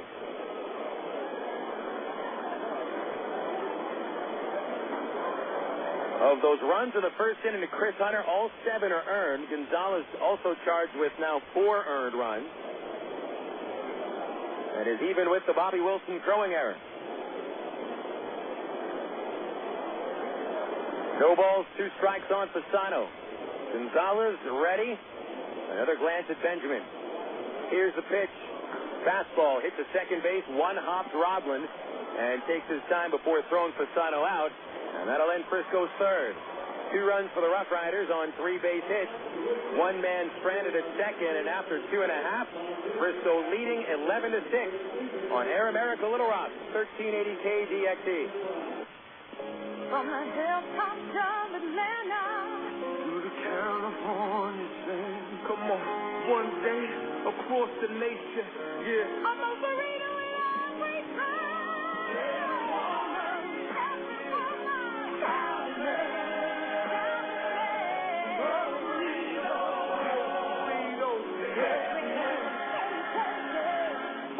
on 2834 North Hills Boulevard in North Little Rock by Kroger's at North Hills and McCain. Go your own way with National Car Rental. Take a one-time trip and discover Arkansas. National's great weekend special is just what you need for a trip to the Ozarks. Or get your friends together and rent a minivan to historic Eureka Springs. National offers a wide choice of sizes and styles, from luxury cars to vans and sport utility vehicles. Unlimited mileage rates are available. National Car Rental has 2 convenient locations, Little Rock Airport and North Little Rock at 3919 Block Avenue. See National Car Rental's ad in the Yellow Pages. Go your own way with National Car Rental. 1, 2, 3. We're at this supermarket checking out shopping lists. Oh, here's mine. Let's see. Milk, cheese, yogurt, ding, ding, ding. Oh, do I win? Well, actually, you probably lose. What? Lose inches. Oh. These studies show that people following a proper reduced-calorie diet that included 3 servings of milk, cheese, or yogurt every day had better weight loss results and trimmed more from their waistline than if they just cut calories alone. So eat 3 cool, creamy servings of milk, cheese, or yogurt a day. Wow, I consider that a win. Have you had your 3 today? You're listening to Arkansas Travelers Baseball.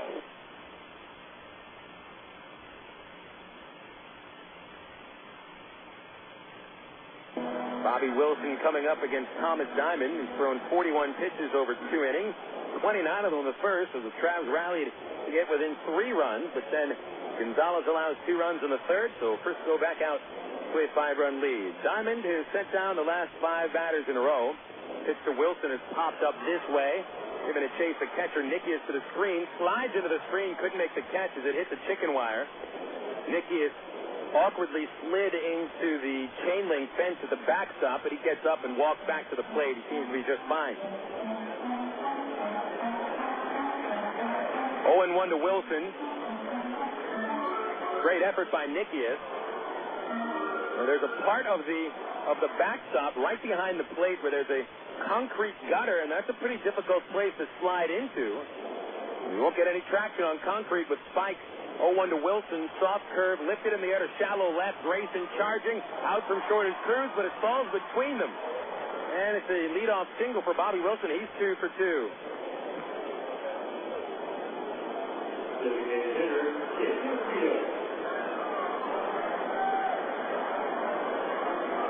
Base hit number 7 for the Travelers. Wilson, second of the game. He'd only had 1 hit in his first 7 at-bats in the series.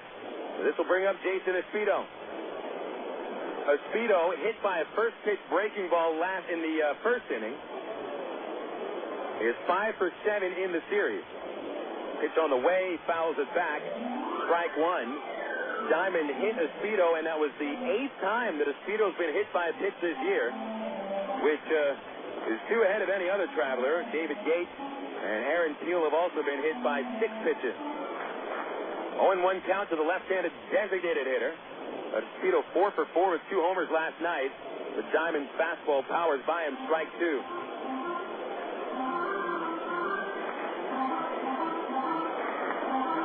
No balls, 2 strikes from Diamond to Espedo. So far, 2 Ks for Diamond. 62 on the year in 47 innings. The 0-2 pitch. Broken backgrounder, passing out to second. Benjamin plays it, flips to second. They get down at Wilson. So that is all. 4-6. On the fielder's choice, allowing Espedo to replace Wilson at first base. Now it's Matt Pauley coming up.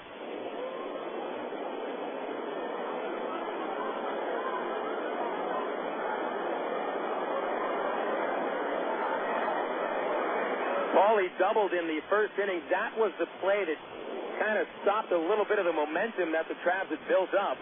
He batted with men at first and second. There's a stretch by Diamond pitch. Pauley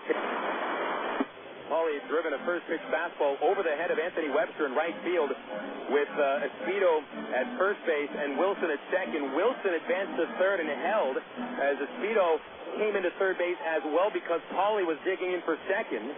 And so there was a logjam on the bases as the 1-0 misses outside, ball 2. Wilson was forced to come home and was thrown out by about 6 feet.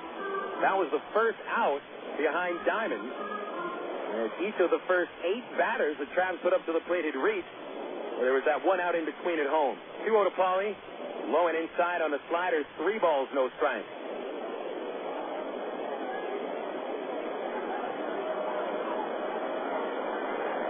Man at first is Speedo. Paulie ahead in the count 3-0. Greg Porter on deck. Diamond checks the base, delivers 3-0. Strike on the inside corner of the fastball that was around the right elbow of Matt Paulie. 3-1 the count.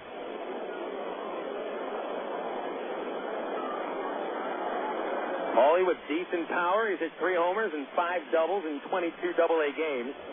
3-1 pitch. Speedo on the move. Ball 4. Fastball under the knees, and that is walk number 2 from Thomas Diamond. So you got first and second for the Travs for the 8-hitting Greg Porter.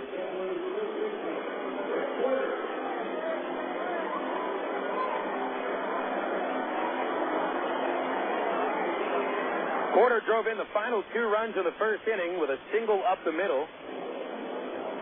Brought home Speedo and Paulie. He's got the same 2 men of the bases here.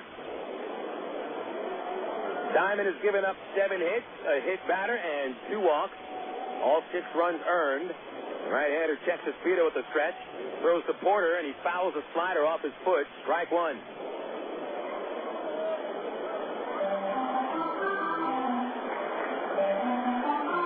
Diamond 8-0 in the California League last year in 14 starts. Had a 1.99 ERA and it struck out 101 hitters in 81 innings. And at AA, things got tougher. His strikeouts went down a little bit. Home runs and hits skyrocketed. Pitch to Porter, fouled back 0-2. And that seems to be the case for a lot of pitchers making their debut at AA. Able to dominate from rookie ball through single A, especially college pitchers like Diamond who came out of the University of New Orleans. But at AA, this is where you really start to learn to pitch. 0-2 to Porter, foul ball, a late swing at a fastball, and he lined it over the grandstand seats at the general admission levels behind the third base dugout. Still 0-2 on Greg Porter.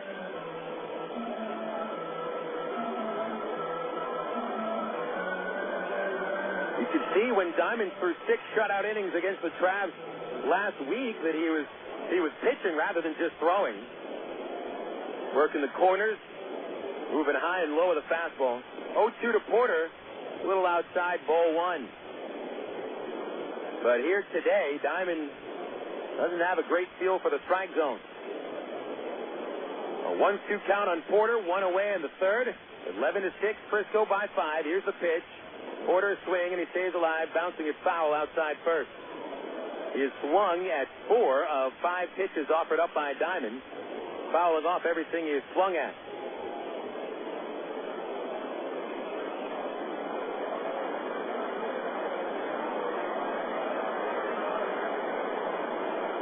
Speedo at second, Paulie at first.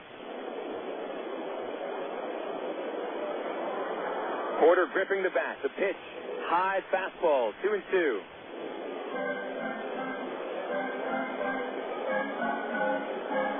Porter single in the first. Third hit and 11 chances over the series. Enter this game batting 190 against Frisco. Diamond looks at Speedo, delivers to Porter. Swinging a shot to short, picked up by Cruz. Gets you out at second. Benjamin's relay in time for an inning-ending 6-4-3 double play. So the Chavez had been set up for a possible rally, but the double play kills the third inning. No runs, 1 hit, and 1 man left. We've played 3 innings. Heading into the fourth, Frisco 11, Arkansas 6. This is Traveler Baseball on Air America Little Rock, 1380 KDXE. You signaled your turn. You merged without cutting anyone off. You stopped because the light was red. Through rain and sleet, through dark of night, 365 and 1/4 days a year, you drive safely. Now Allstate rewards you for being the hero you are. Introducing the Safe Driving Bonus. For every 6 months you don't have an accident, Allstate will give you an extra bonus. Actual cash off your renewal bill. That's on top of any discount you've already received. It's time to make the world a better place to drive. That's Allstate stands. Are you in good hands? Get Allstate Your Choice Auto Insurance today.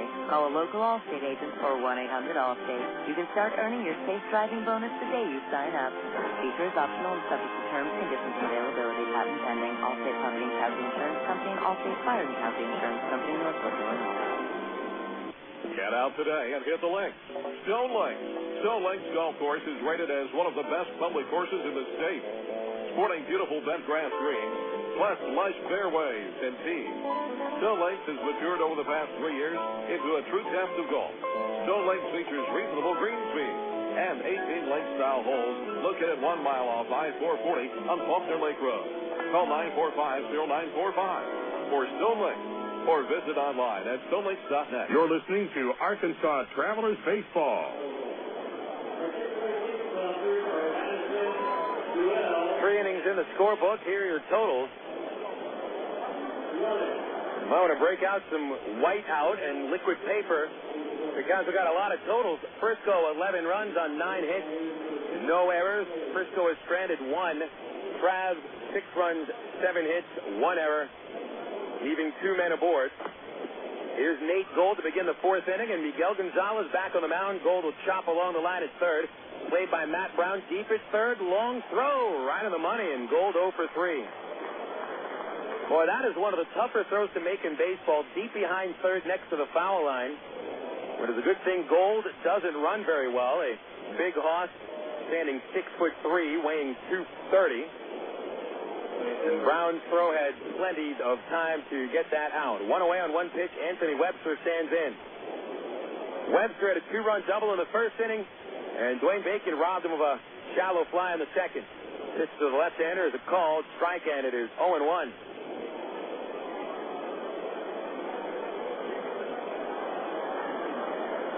Webster, with 7 hits over the 4 games of the series, backs away from a fastball at his fist inside 1-1. Webster acquired from the Chicago White Sox in a trade on July 2003. 1-1 from González, change outside ball 2. In fact, he had played with Tim Bittner in 2003 in Kannapolis, North Carolina, before the trade, and Bittner was dealt the same month to the Angels. 2-1 to Webster. Swing and a line drive over first. That'll be another base hit for Webster, but Matt Pauley picks it up at the foul line, and Webster gets just a 1-out single. So Webster, who already moved a hitting streak to 12 games with that double in the 1st, now collected 20 hits in the last 12 games.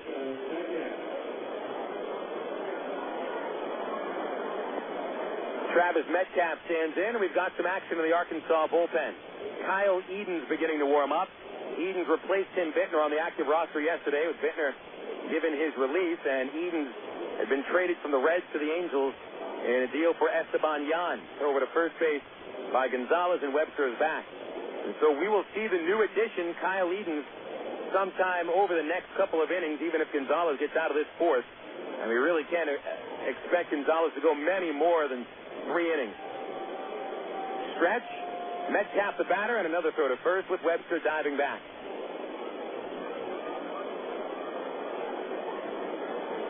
Bobby Wilson jogs to the mound. He'll chat with Miguel.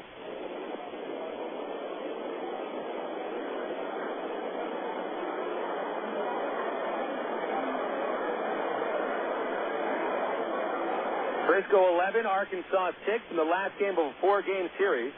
Frisco has won all 6 meetings between these teams. And the Travs have lost 5 in a row overall. González ready, and he deals to Metcalf. Fastball popped up, first base side into the seats. Goes into the 3rd row behind the Arkansas dugout, where Bobby Wilson's parents and sister are sitting in the 1st row. 0-1 the count on Metcalf, who was walked and struck out today.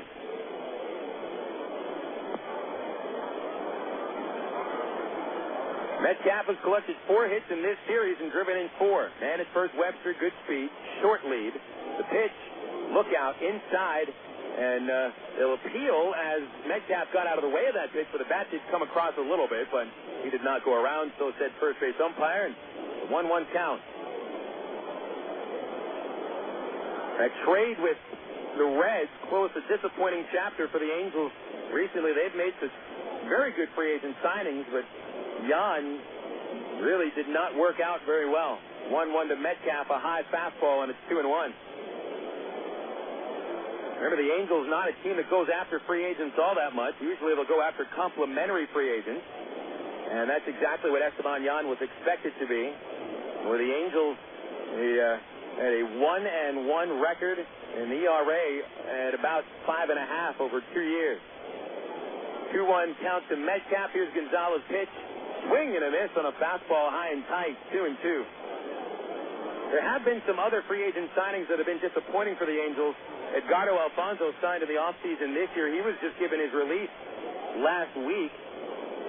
And the Steve Finley signing also didn't work out very well. Of course, Finley was traded over to the Giants for Alfonso, so Alfonso was not really a free agent signing.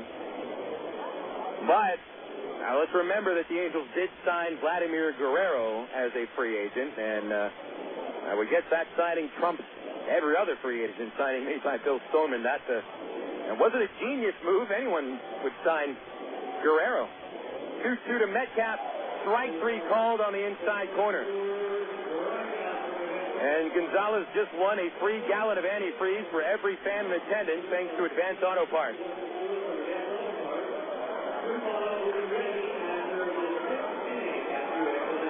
I think what makes Bill Stoneman a very good general manager, and we've talked about him before, not just because he's in attendance today and for the next couple of days, but Stoneman is a cautious judge of talent. He wants to see talent dominate at a certain level of the minors before promoting them, and I think that's been the case, especially with players that he deems prospects.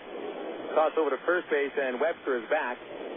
And the other thing is, I think Stoneman's been criticized unfairly for hoarding all of the talent in his minor leagues and not really trading those guys for proven major league talent. Those trades don't always work out, and that overstock of talent at AAA certainly aided the Angels this year. Pitch to Cruz is low, ball 1. We've got a 5-run lead for Frisco in the 4th inning, 11-6. Casey Konchman hasn't worked out this year. He's on the DL with mono. Kendry Morales stands in there. He's doing a decent job. Webster bluffs the steal. The pitch to Cruz. Swing and a miss on a slider, 1-1. Webster may not have bluffed. He tripped on his way to second base about 5 feet off the bag, so he just stopped.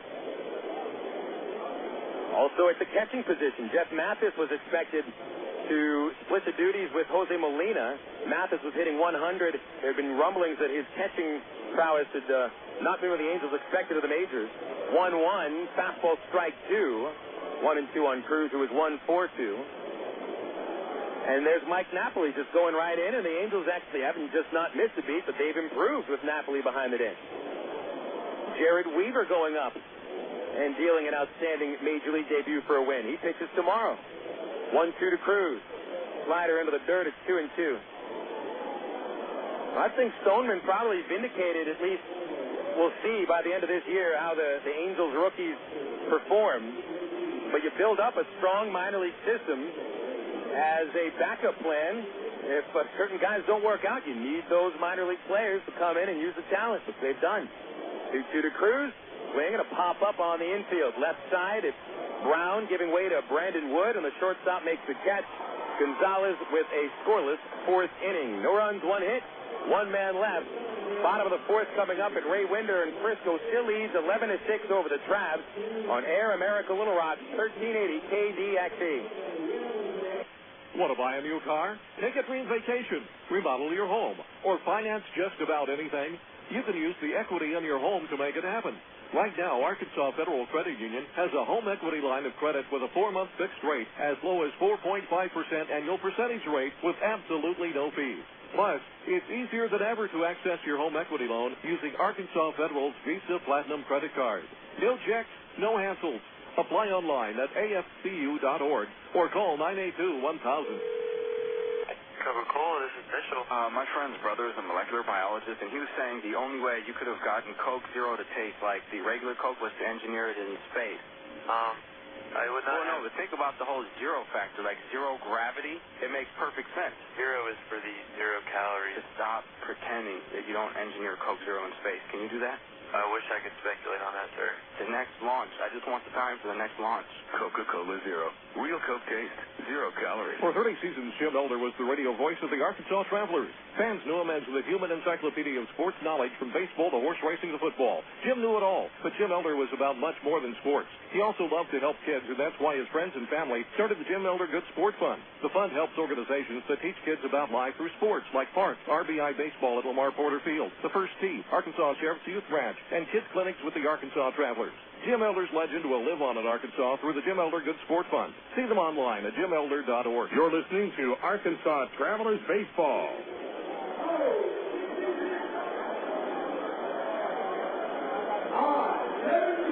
Long night of baseball here at Ray Winder Field, bottom of the 4th inning. Already about an hour and a half, more than an hour and a half into this ball game. Frisco 11 and the Travelers 6. I'm Phil Elson with you on Air America Little Rock. Back to the studios, Arlen Horn and Chris Alexander. Dwayne Bacon leads off the 4th versus Thomas Diamond. Diamond in 3 innings gave up all 6 runs in the 1st inning, and 6 of 7 hits came in the 1st. Bacon, a switch hitter, shows bunt, but bunts it foul back into the screen, strike 1.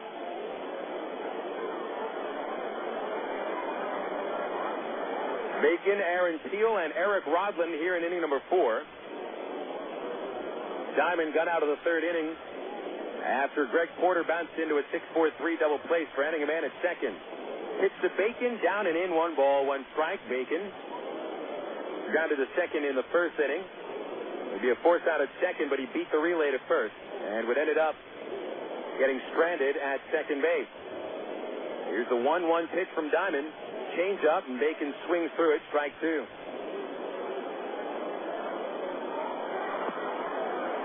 We'll check Major League scores on the Southwest Airlines out-of-town scoreboard this inning. Short schedule in the majors on a Thursday night. The 1-2 to Bacon is up high, 2 balls, 2 strikes. One final earlier today, the Pittsburgh Pirates defeated Milwaukee, coming back with 2 runs in the 9th. 4th straight win for the Bucks. They beat the Brewers 4-3. Former Traveler Derek Turnbow belonged to save, falls to 2-2. Pitch to Bacon, inside corner, strike 3, and that's the 3rd strikeout for Diamond. Bacon 0 for 2. Aaron Peel will come up to the plate. John Grabo got the win. Carlos Lee, the only home run of the ballgame, is 18th for Milwaukee. And as I warned Cub fans yesterday, the Pirates are right behind you guys. Pitch to Aaron Peel. Check swing. It was into the dirt. He didn't go. 1 ball, no strikes. The Bucks are now just 1 game in back of Chicago for 5th place in the 6-team Central. Peel a home run of the 1st, and he ended the 1st with a strikeout. Diamond's 1-0 is low and outside, a slider that barely missed. 2 balls, no strikes.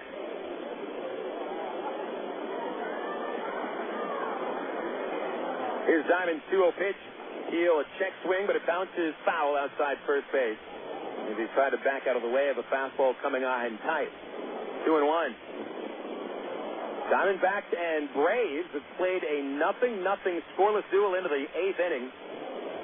Jose Cruz for the Diamondbacks, 2-1 to Peel. Fastball low, 3-1. Horacio Ramirez, 7 scoreless innings for the Braves.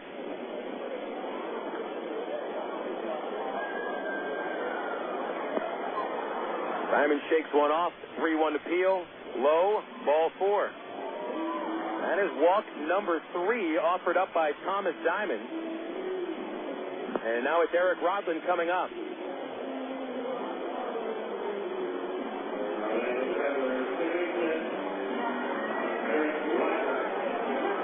Rodland took the first walk from Diamond. 4-pitch free base in the 1st inning, and Rodland led off the 2nd with a fly to left. Eric is 0 for 6 in this series after ending a hitting streak yesterday at 7 in a row. Here's a pitch to the lefty, and it's up high, 1 ball, no strikes. Frisco leading by 5, 11-6 in the bottom of the 4th. We're checking the American League games now. The Yankees lead Detroit 6-5. Jason Giambi hitting his 14th home run. Hit a game-winning homer yesterday at Detroit. 1-1 to Rodland. Slider high, and it's 2-0. That Yankee lead in the 7th inning, by the way, to Comerica. White Sox trailing Cleveland 11-8 in the middle of the 8th. 2 home runs for Jermaine Dye, but the Indians have answered with homers by Ron Belliard and Jason Michael. 2-0 to Rodland. Fastball at the letters for a called strike. Baltimore and Tampa Bay, 4th inning at Camden Yards, 5-3 the Rays. Johnny Gomes hitting his 15th home run for Tampa. Diamond checking Peel at first. Here's the 2-1 to Rodland. He laid off high and inside, ball 3. Starting at 9:05 Central at Oakland, Barry Zito of the Oakland A's takes on Booth Bonser of the Minnesota Twins. A's begin 4 games in back of Texas and 1 in front of the Angels for second in the West. 3-1 to Rodland. Peel runs, and Rodland fouls it back. That is strike 2. At 9:10 Central Time in Los Angeles, the Dodgers host the Philadelphia Phillies. Floyd versus Lowe. Here in Little Rock, it's 11-6 Frisco. Bottom of the 4th inning. Rodland, the number 2 batter, has Aaron Peel at first. Diamond going for strikeout number 4. Peel runs again, and Rodland sends it back into the screen. Another foul ball.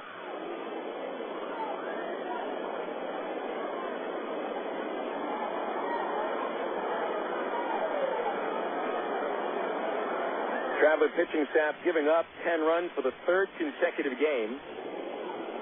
And the 8th time they've allowed 10 runs since May the 8th. The Travs offense scored 6 runs in the 1st inning, but have been stymied ever since. 3-2 to Rodland. Peel saves and is grounded to first base. Played by Gold, wheels around, throws to second, and out. Cruz's relay will not be in time. And Gold was off the bag anyway, so it's 3-6 on the force out at second base with Peel the second out of the inning. Rodland on a fielder's choice at first. Now it's Brandon Wood's at bat, his 3rd of the game.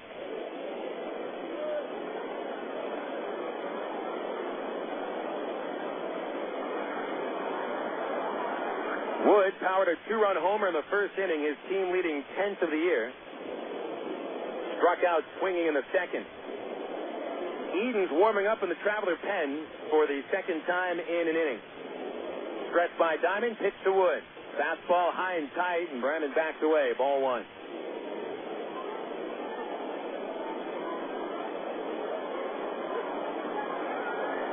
Wood becoming the 6th player in the league to double-digit homers, tied with Vladimir Valentin for 5th. The 1-0, a called strike, 1-1. Wood has now driven in 37, which would rank 4th in the league behind the league leader Rico Washington, who has 49.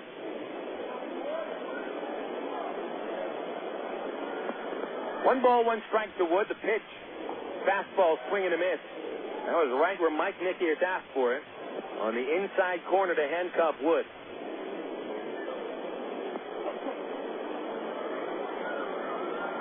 A ball and 2 strikes. As Diamond set, Peel a lead from first. Here's the pitch. Down and in. By the way, that was Rodland at first base. Pardon me. 2 balls, 2 strikes on Wood.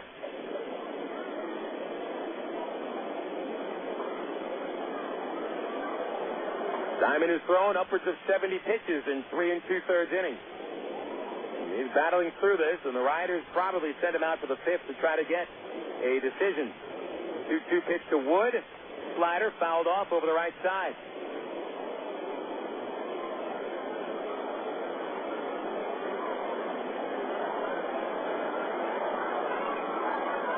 Rodland at first after replacing Peel with the fielder's choice. Wood with 4 hits in this series, 3 for extra bases. Double, triple, and a home run. 2-2, Rodland running. Swing, a foul ball straight over the press box.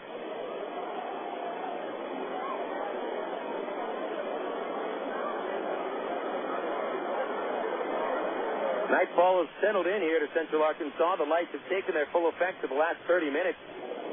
and we are only in the fourth inning.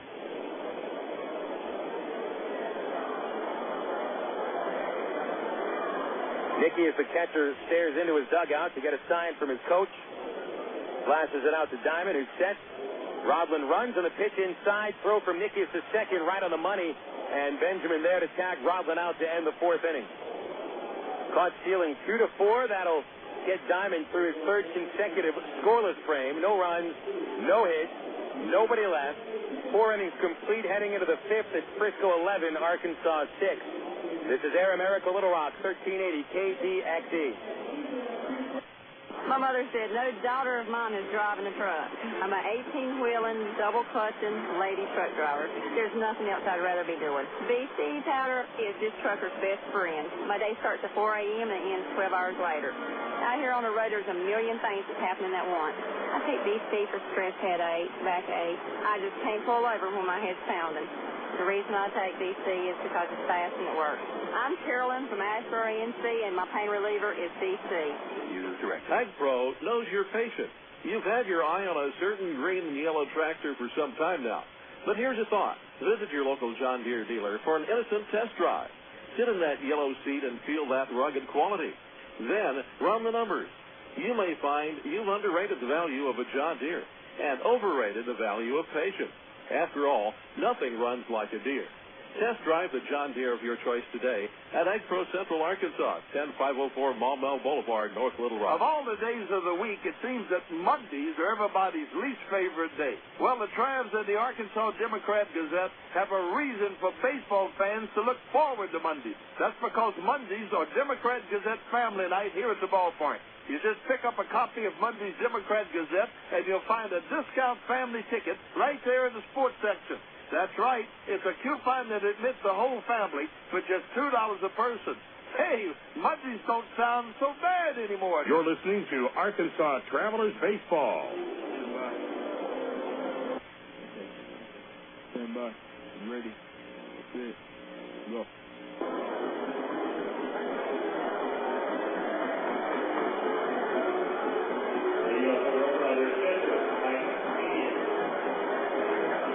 Going into the fifth inning here at Raywinder Field, Phil Elson with you for a wild ball game. As the Travs and the RoughRiders combined for 15 runs in the first inning, but only 2 runs have scored ever since, both by Frisco in the third.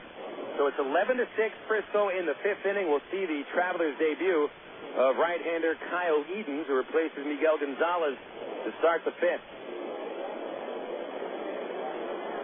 Leading off, Mike Nickeas, the Frisco catcher. The pitch on the way from Edens. It is low and away, ball 1. Edens standing 5'10", weighs 190 pounds, and born and raised in San Antonio. 4th professional season out of Baylor University. There's a 1-0 to Nickeas.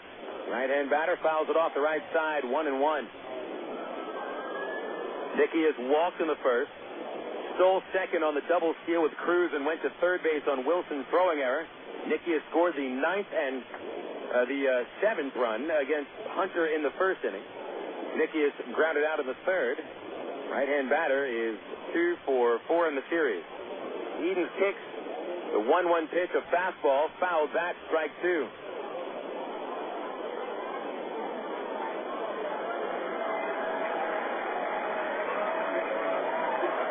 Edens traded to the Angels just a few days ago for Esteban Yan, who'd been placed on waivers. It appeared that Edens had fallen out of favor with the new regime in the Cincinnati Reds. 1-2 to Nickeas. Bounced foul outside third. Still 1-2.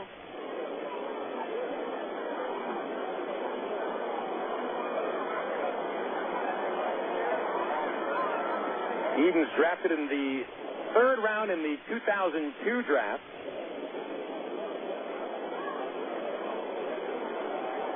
He's been almost a full-time reliever throughout his career. There's the 1-2 pitch. Fastball caught him looking on the outside corner. That is the 4th Frisco batter that has been caught looking out of 5 strikeouts by the Traveler pitching staff.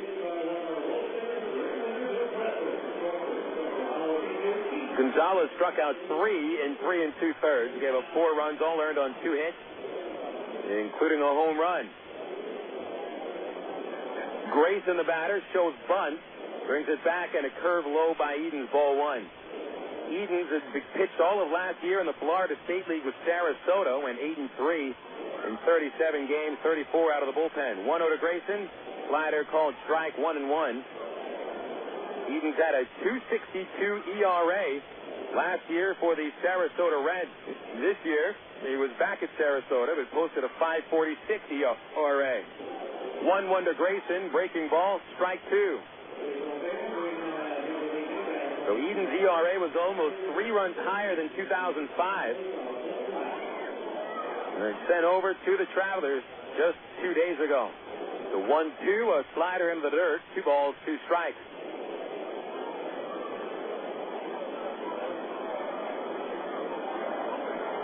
Bittner, by the way, who was released yesterday by the Angels, spent most of the night at the ballpark watching the game, and left earlier this morning. 2-2 to Grayson. Swinging a foul back, still 2-2. Ty Boykin, Trav's manager, had mentioned that Bittner seemed to be in a very good frame of mind. Thought that a simple change of scenery would help his problems of an inability to throw strikes and not having much confidence in his stuff. Bittner's got the stuff to get out at any level of baseball. 2-2 pitch to Grayson. Popped it up back this way. Wilson chases, but that'll hit the roof. Right above my head. Still 2-2 on Grayson. Frisco 11, Arkansas 6. Top of the 5th inning. Final game of a 4-game series. Frisco going for a mega sweep of the Travs, which would be a full first-half sweep in a 7-game series. 2-2 to Grayson. Fastball a little high from Edens, ball 3. Edens had allowed a .333 average in the Florida State League. Walked 9, struck out 25 in 29 2/3 innings. Payoff to Grayson. Fastball back to the mound past Edens and into center field for a base hit. Grayson, with his second base hit of this game, he had been just 1 for 8 against the Travs until a 3rd inning single. And then he collects another base hit here in the 5th.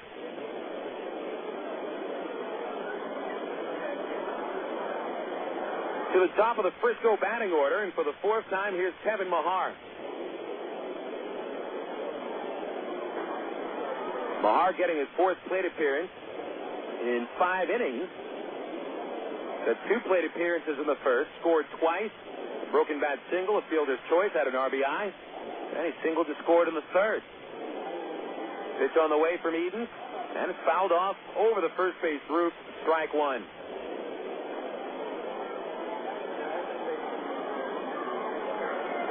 A 9-run first for the RoughRiders. Travs answered with 6. Frisco was the last team to score. Casey Benjamin, a 2-run double in the 3rd against Miguel González. Edens 0-1 pitch to Mahar. Fastball strike inside corner, and Mahar turns back to the plate umpire. They don't have words. Well, they have some words, but calm words. Frisco does not appear to have the same idea of the strike zone as our unnamed plate umpire. Here's an 0-2 count on the pitch. Mahar chops to second base, long run into the hole, but it's played by Rodland, flips to second. They'll get it out at second base. Forced out of Grayson goes 4-6. That was the area play. And it looked like Wood's foot may have been off second base as Grayson slid in. But it is very rare, even with replacement umpires, that that call would have been made allowing Grayson to reach even with Wood's foot maybe a foot off the bag. So Casey Benjamin stands in trying for his 4th hit.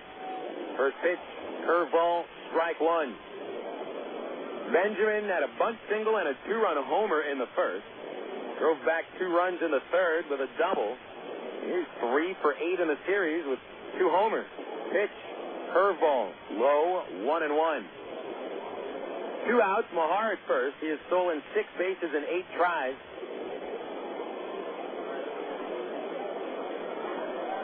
Edens coming set. And here's 1-1 to Benjamin. A check swing. The pitch called a strike on the outside corner, and it's 1-2.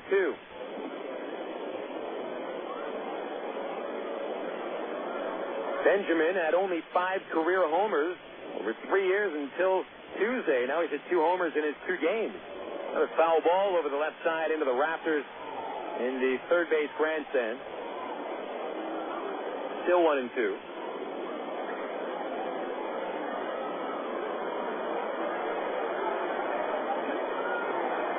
Mahar at first.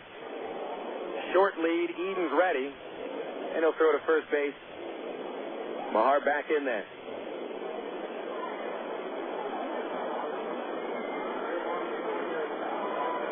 Sweaty evening here in Little Rock. Not all that hot, but certainly very humid. Ball is carrying today. Throw to first, not in time. I mentioned it yesterday. It just seems that once the weather gets to be a little bit more humid, a little stickier, for some reason the ball carries a little bit further here in Ray Winder Field. You can't quite figure out why. They say that thin air makes the ball carry, but thick air here in Little Rock seems to make it carry. Eden steps off and asks for Wilson to come out to the pitcher's mound, and they'll get their signs down. Remember, this is the first game that Eden's not just pitching for the Travelers, but in the Angels farm system, so you've got to get a feel for a whole set of new catchers, new pitching coaches. That also goes along with a new set of signs.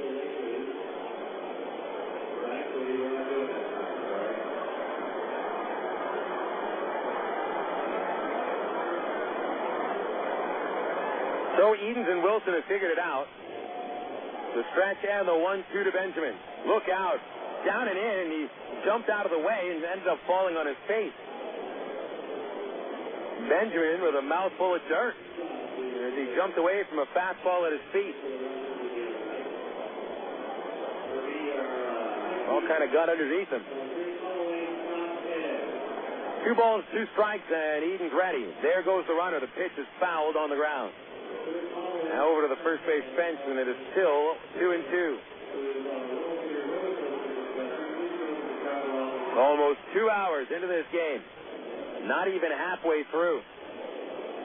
And it does look like that record set in 1983, El Paso and Beaumont, 56 runs combined. I think that record will be safe for a good long time. Eden throws home. Benjamin grounds down the third base line and past Brown. That's his 4th base hit. Mahar trying for third. Field comes up and throws to second base.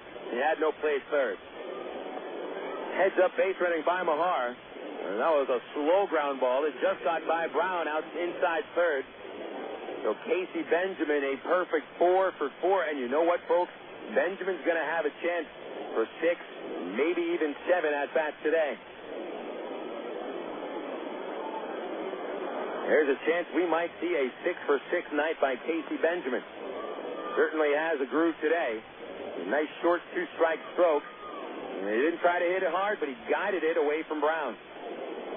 It's base hit number 12 for the Frisco RoughRiders. They had 17 yesterday. Jim Fasano is 1 for 3, left-hand batter, and Edens goes low with a breaking ball, and it's 1-0. Edens is 26 years old. Turned 26 January 25th.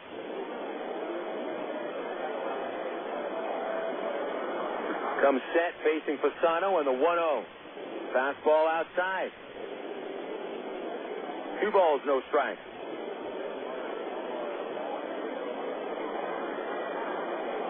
Edens the second Trav reliever. Chris Hunter, the starter, went just a third of an inning, allowing 7 runs. Miguel González, 3 2/3, 4 runs. 2-0 to Fasano, hit in the outer center, hit it well. Bacon back, and has room to make the catch in front of the warning track.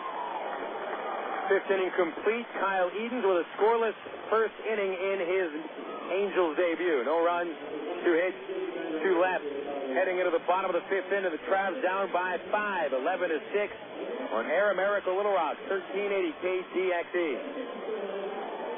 You know, to become the best barbecue restaurant in Little Rock, it takes dedicated people like us here at the Pig and Dick that are willing to wake up with the pigs to make sure that we bring home the best of the best in them hogs.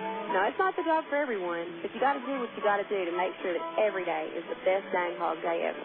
And here at the Pig and Dick, it's always the best. We smoke cook our barbecues daily, making sure that it's lip-hugging good. Heck, we're known as the Great American Barbecue House here in Little Rock. We're also known around these parts as having the best dang catfish anywhere. So no matter what you're in the mood for, ribs, catfish, chicken, here at Pig and Chick, you'll always get the best meal in town. So come join us for lunch, dinner, or even let us cater your next event. Here at Pig and Chick, we take catering seriously, and we're going to make sure that your event is a huge success. Pig in or pig out at Pig and Chick, located at 7824 JFK in Sherwood. Call us for takeout at 834-5456. And it's the same number for catering, 834-5456. Here at Pig and Chick, people start pigging out at 10:30 a.m. daily and don't stop till 9 p.m. Oh, by the way, did I mention the catfish? Emergency hotline, can I help you? Yes, I need help. All right, sir, what's the problem? I can't taste my beer. I feel it in my mouth, but there's no taste. Okay, sir, this is what I want you to do. Put the bottle down and step away from the beer. Okay. Walk straight to the corner store and pick up a 6-pack of Miller Lite. Okay. Don't worry, it's going to be all right. Next time, try the light beer that actually tastes like beer. Great tasting, less selling Miller Lite. Miller, good call. Miller Brewing Company, Milwaukee, Wisconsin. You're listening to Arkansas Travelers Baseball.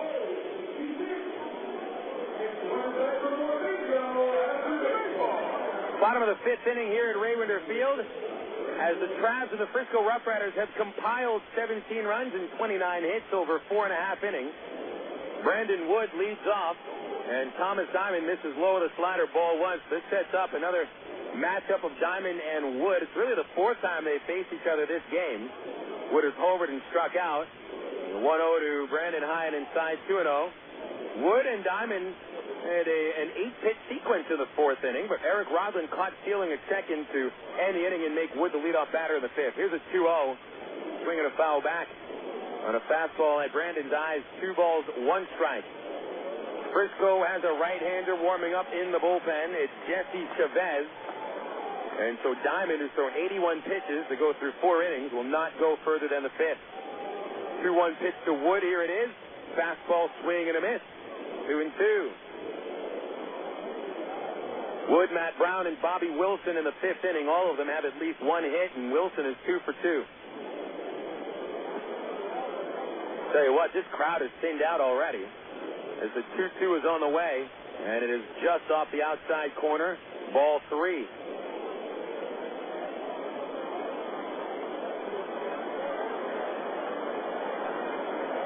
Diamond has struck out 3 and has also walked 3. Full count pitch is driven by Wood to deep left field. Line drive off the Wendy side. Bounces away from Grayson.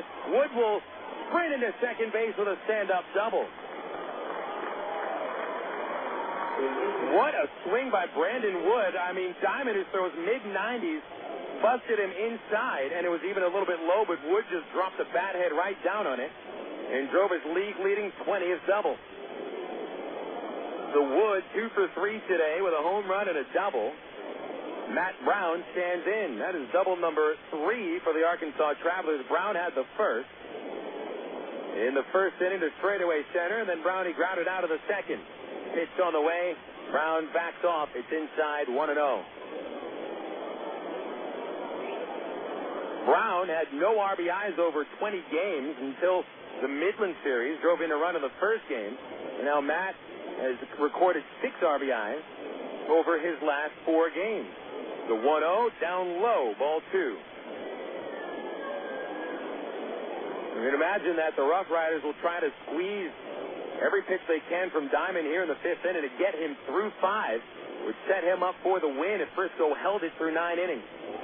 You got to get through the fifth inning. Yesterday, Frisco starting pitcher Andy Walker lasted just 4, and therefore got a no decision. 2-0 to Brown, chased a high fastball and missed. 2-1.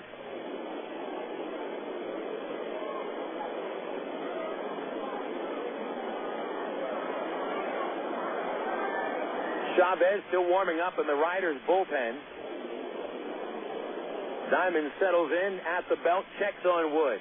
2-1 to Brown. Fastball low. They appeal on a check swing. Late umpire said he didn't need any help. 3 balls and a strike on the Travis cleanup batter.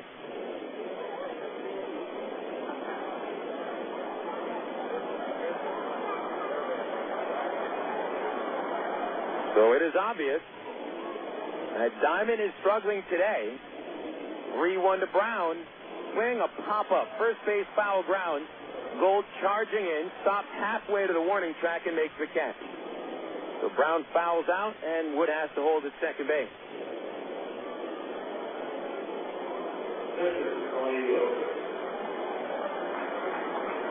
Bobby Wilson is a perfect 2 for 2. RBI single in the first inning, and a blooper in the third that fell in front of the left fielder Grayson.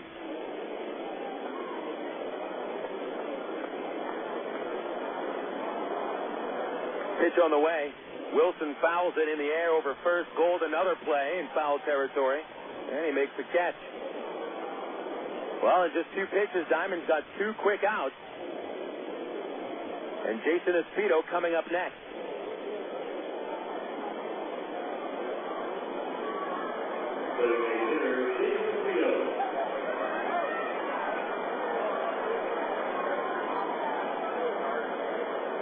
Esposito hit by a pitch in the first, reached on the fielder's choice to second in the third inning.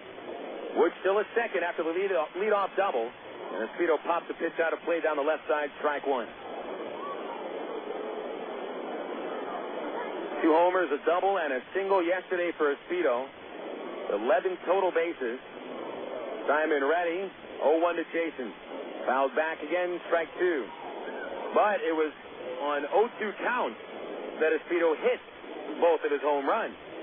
He was quoted in the paper as saying that he really couldn't have felt all that comfortable, as both homers came on 0-2 counts. Esposito does not choke up. They'll try to bust inside. Here it is. Fouled in the air over left field, out of play. 3 straight fouls on Esposito's first 3 pitches.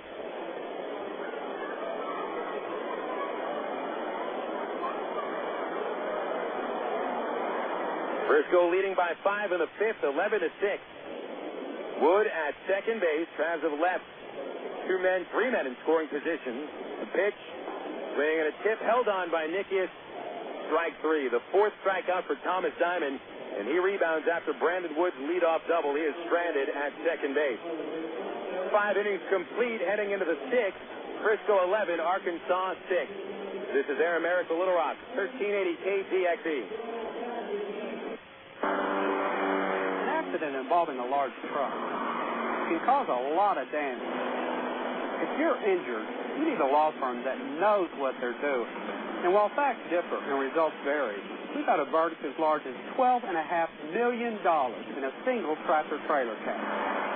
Put this experience on your side. Call us at Gary Eubanks & Associates. We'll win your case, or you don't owe us a dime. 1, 2, 3. We're at the supermarket checking out shopping lists. Oh, here's mine. Let's see. Milk, cheese, yogurt, ding, ding, ding. Oh, do I win? Well, actually, you probably lose. What? Lose inches. Oh. These studies show that people following a proper reduced-calorie diet that included 3 servings of milk, cheese, or yogurt every day had better weight loss results and trimmed more from their waistline than if they just cut calories alone. So eat 3 cool, creamy servings of milk, cheese, or yogurt a day. Wow, I consider that a win. Have you had your 3 today?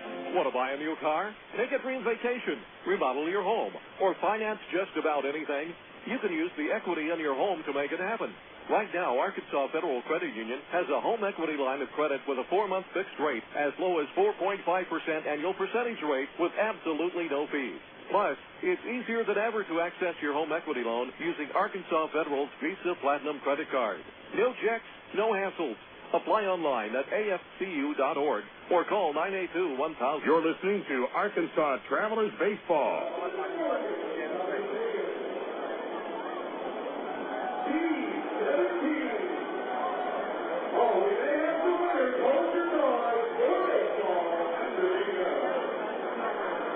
Five innings in the books. We go to the 6th. It's 11 to 6 Frisco.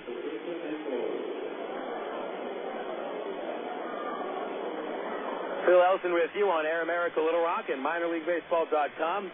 Pitchers have settled in a little bit. Arkansas hasn't scored since a 6-run first.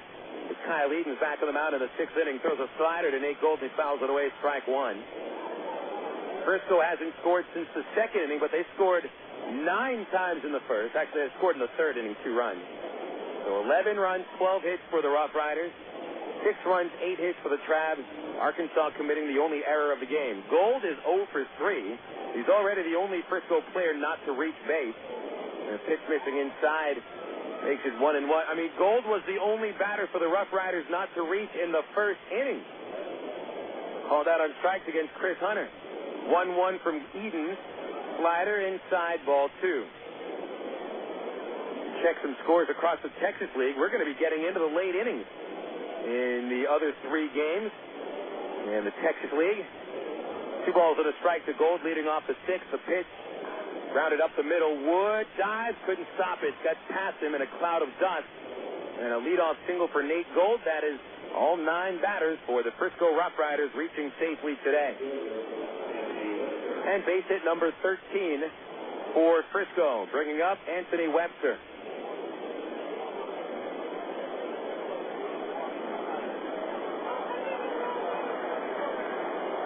Webster, a 2-run double in the first. Robbed of a base hit on a sliding catch by Dwayne Bacon in the second. And Webster collected his 8th hit of the series with a single in the 4th inning. Left-hand batter, Eden's a righty. First pitch, fastball, missing low, ball 1. Corpus Christi has extended their lead at Wichita to 4-0 through 6 innings. Eden's ready, and a 1-0 count to Webster. His pitch is chopped to second base, a chance for 2. Rodland to Wood. Wood over to first base. Rack 'em up. Double B's Exxon double play brought to you by Double B's Exxon, where there's discount tickets for every Tuesday home game at Ray Winder Field. Double B's Exxon, the sponsor of every double play for the Travelers through the 2006 season. First double play of the game, turned behind Kyle Eden. 2 outs, no one on for Travis Metcalf. With Corpus Christi leading Midland by a game and a half in the South Division, Midland has a 3-0 lead over Springfield in the 6th. Ryan Snyder, a home run, his 3rd. Fastball strikes at Travis Metcalf, who's 0 for 2.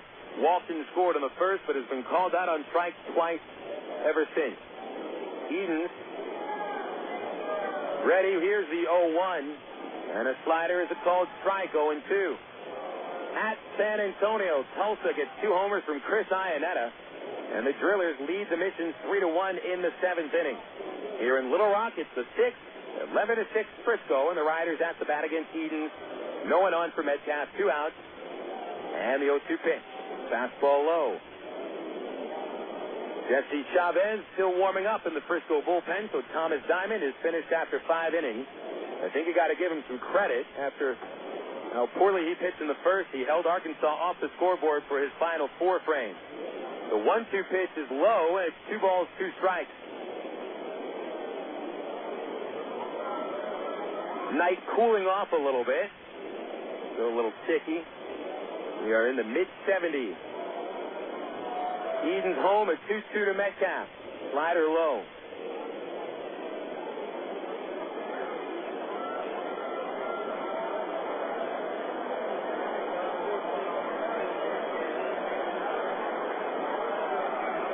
Enrique Cruz on deck.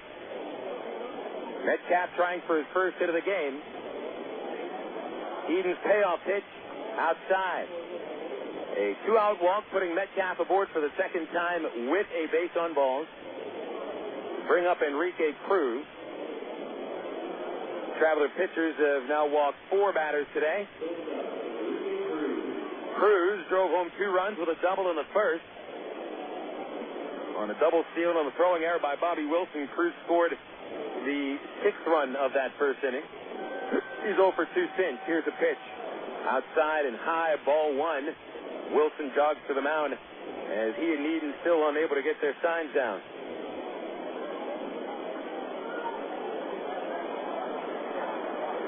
Also joining the Travs today, Matt Hensley.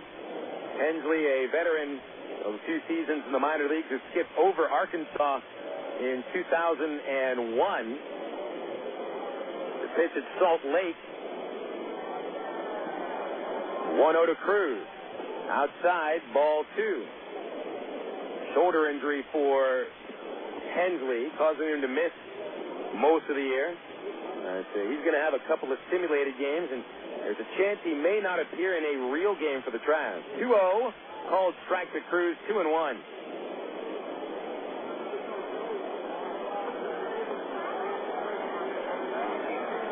Hensley came into the ball club today, not on the active roster. Pitch from Eden, a low slider to Cruz, ball 3.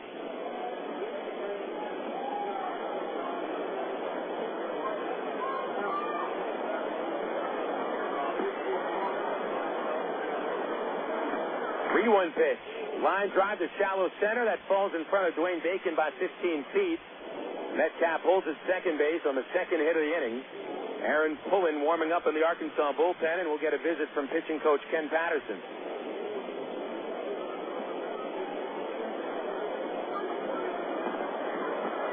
"14 base hits for the Frisco RoughRiders.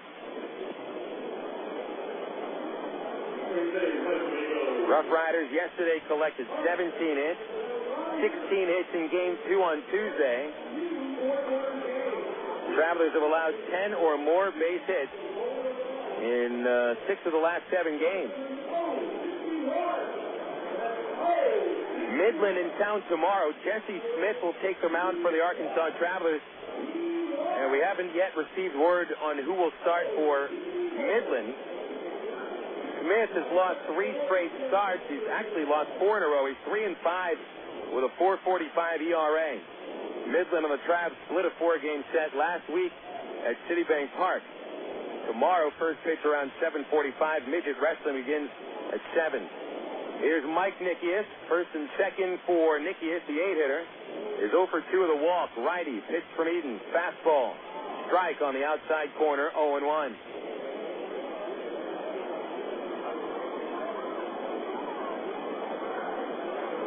Nickeas and Travis Metcalf are the only RoughRiders of the starting 9 without a hit today, but all have reached. Nickeas did reach on a walk. The pitch is grounded off the end of the bat, foul to the seats at first base, and it is 0-2.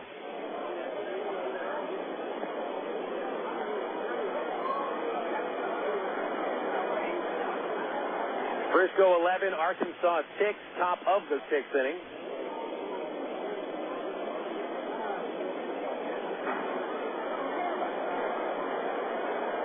Eden's in his Travs debut, left 2 men on base in the 5th. The 0-2 pitch chopped slowly towards Wood, charges it short, gloves it, and throws from the grass on the run for the final out of the 6th inning. For the RoughRiders, no run for the 3rd straight frame. 2 hits and 2 men left. We'll take it to the bottom of the 6th inning, and it's 11-6 Frisco on Air America Little Rock, 1380 KDXE. It takes teamwork to be able to reach new goals in today's complex business environment. Each one of us should strive to be a step ahead and know how to compete in a rapidly changing world. The ITT Tech School of Business is about helping people prepare for the challenges of a competitive world. ITT Technical Institute School of Business, education for the future. To find out more, call 1-800-ITT-TECH or visit us on the web. What if there were no bad drivers?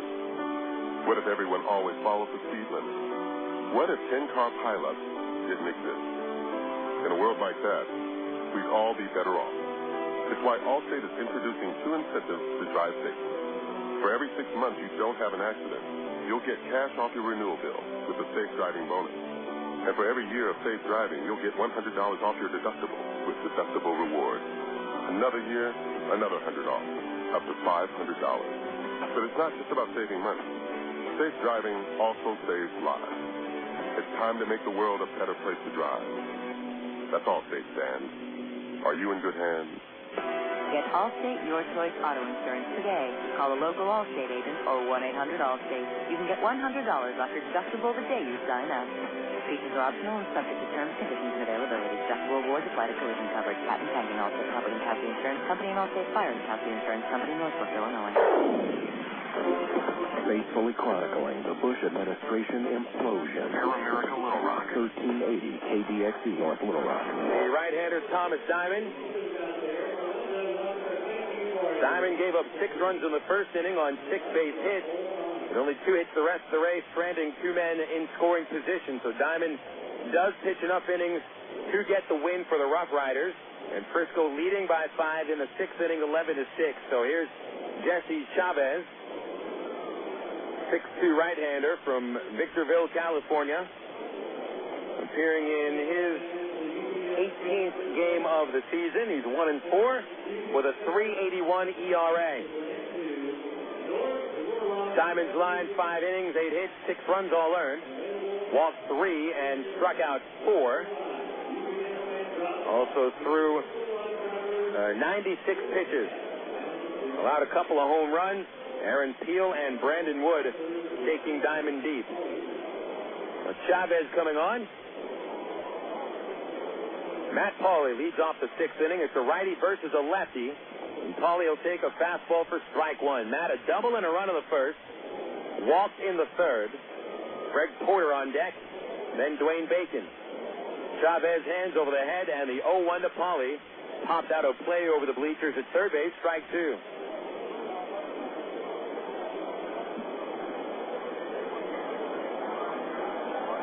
Other numbers on Jesse Chavez. 28 in the 3rd innings, allowing 26 hits, 3 of them home runs, 13 walks, 31 strikeouts. And 0-2 to Matt Pauley. Fastball lined in the left for a leadoff base hit. Pauley 2 for 2 after going 1 for his first 7 against the RoughRiders this series.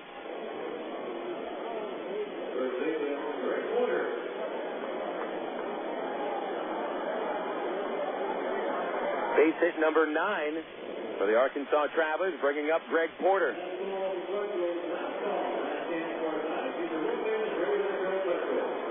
Porter drove home the last 2 Traveler runs. He singled up the middle, chasing Espedo and Pauley home in the 1st. Porter was the final out of the 3rd, hitting into a double play. Pitch from Chavez way high and outside, ball 1. Chavez appeared in Game 1 of Tuesday's doubleheader, getting the save with a perfect 7th inning. 1-0 the count on the 8-hitter Porter, another lefty. In fact, Chavez will face 3 consecutive left-hand batters here in the 6th inning. 1-0 pitch, sent foul over the left side, over the light poles, and over towards the Red Cross. 1 ball, 1 strike to Porter.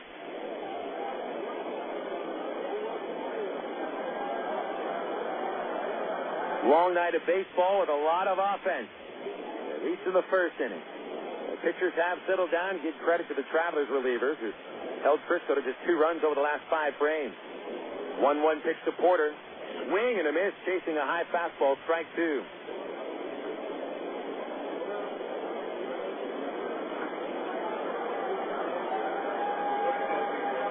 Meanwhile, even though Diamond didn't have his best stuff today, he was able to work through 4 scoreless innings after that disastrous first. 1-2 to Porter. High and away, and it's an even 2-2 count.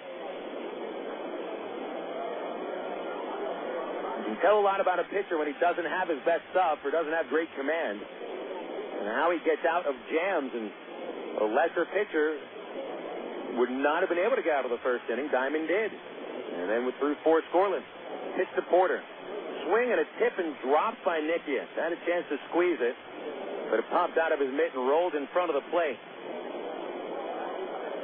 Nickeas asking the umpire, I think, whether or not Porter actually did get a piece. He says yes. And now here comes Darrell Kennedy to double check. I'm not sure if Porter did get a piece or not. So here's Kennedy pleading his case with the plate umpire, who points at Porter as if to say he got a little piece of it. Kennedy continues to plead his case. They're talking calmly for the moment. Remember, Frisco has not been very impressed with the plate umpire's strike zone. Plate umpire takes off his mask and now gets a little help from the first base umpire as Kennedy continues to talk. First base umpire's the crew chief, and he's going to come over and ask and see what's going on. Kennedy continuing to follow the plate umpire, and now he's going to walk away. So Kennedy back into the third base dugout. Travs may have gotten away with one. It's tough to tell whether or not Porter made contact or not.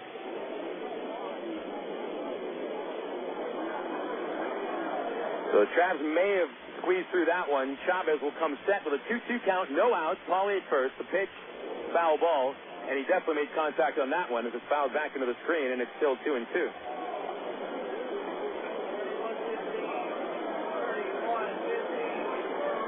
4 Frisco batters have been called out on strikes today, and they haven't been very happy with the plate umpire strike zone, so there may have also been some frustration from earlier. 2-2 to Porter, high and inside, and that was a close pitch, 3-2.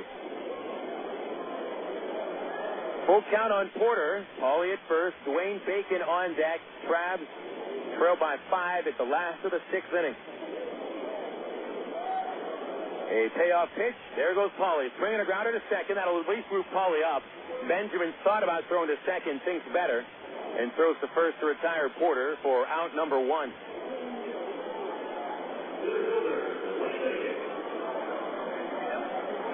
Now Bacon standing in. Dwayne Bacon is 0 for 2. Reached on a fielder's choice in the first. Thomas Heineman struck him out looking to begin the 4th. Chavez tying his shoes on the mound. Allows us a chance to remind you about Saturday's giveaway at Raywinder Field. Painter's caps to the first 1,000 paid adults, courtesy of Coca-Cola and KATV. Stretched by Chavez. Pitch to Bacon. Check swing. It is low. Time called by Nickeas. He'll walk to the mound. Sunday, Jim Elder Good Sports Fund presents the second kids clinic of the season at Raywinder Field with Travelers players and coaches starting at 12:45 on Sunday afternoon. Looking for free admission. If you're a member of AARP, flash your valid membership card and you get in for free Sunday afternoon. The final game of this homestand. 2 o'clock start time. Gates open 12:30 Sunday afternoon. 1-0 to Bacon. Shows bunt, draws it back, and it's a fastball for strike 1. Frisco 11, Arkansas 6. 9 of Frisco's 11 runs coming in the first inning. All of the Travelers' 6 runs were in the first. 1-1 pitch to Dwayne. Swing and a miss. He took a wild cut and missed at a fastball. Strike 2. That was the kind of swing that Bacon has hit his 3 homers on. It does have a little bit more power than you would expect, but that also leaves open the opportunity for more swings and misses.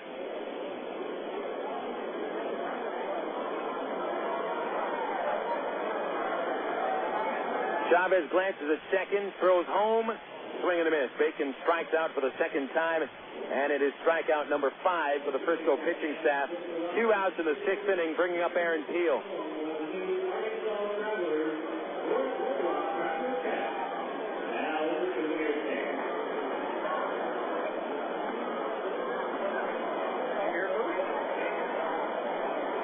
So here's the top of the order, and Aaron Peel been on base twice, a home run and a walk, 1 strikeout. Pitch on the way to the righty. Soft one, low and outside, ball 1. Nice backhand play by Nickeas to save a wild pitch.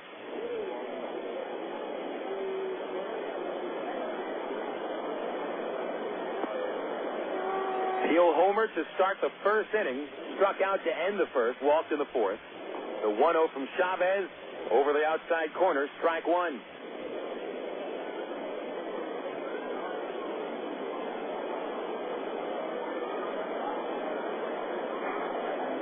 Chavez in his first inning of relief. The 1-1 to Peel. Swing, a pop-up out of play to the first base rooftop. Strike 2.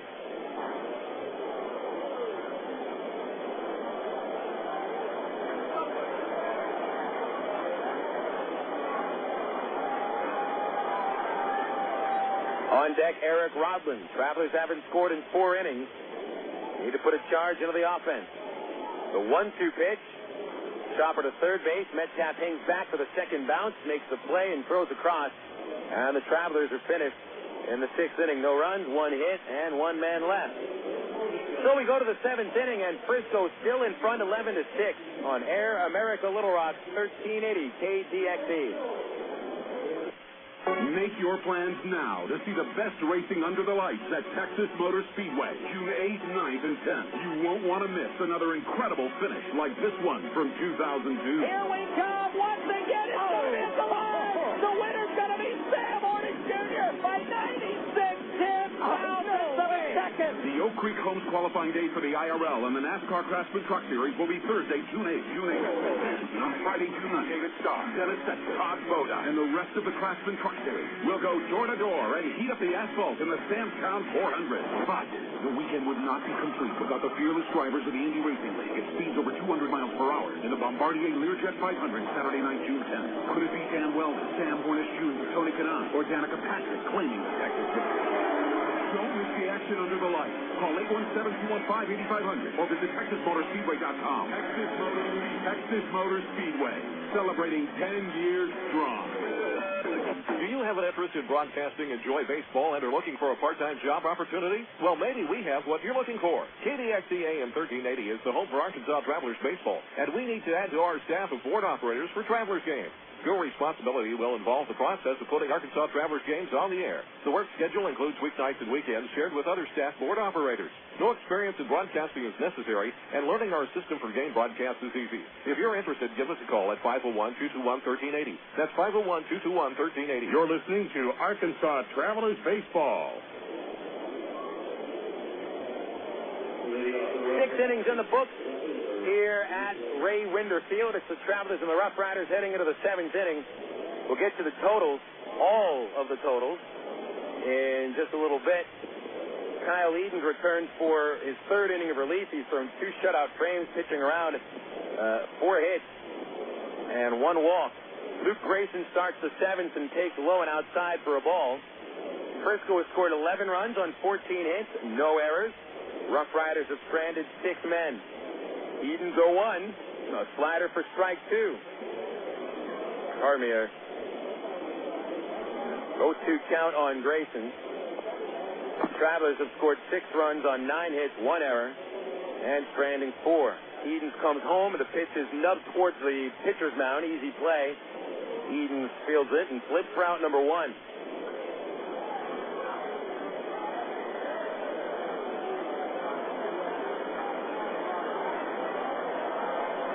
Top of the order, Kevin Mahar. And then Casey Benjamin has a chance for base hit number 5. Arizona and Atlanta are finished. Diamondbacks won it 2-1. Cruz the winner, Ramirez the loser. Julio saving his 2nd since the trade from the New York Mets to the D-backs.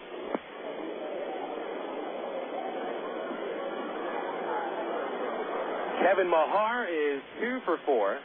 Scoring 3 times, knocking in 1. A couple of fielder's choice at the second base as well. Pitch from Edens into the dirt. 1 ball, no strike. The Dodgers and the Phillies are underway. They're in the first inning, 0-0.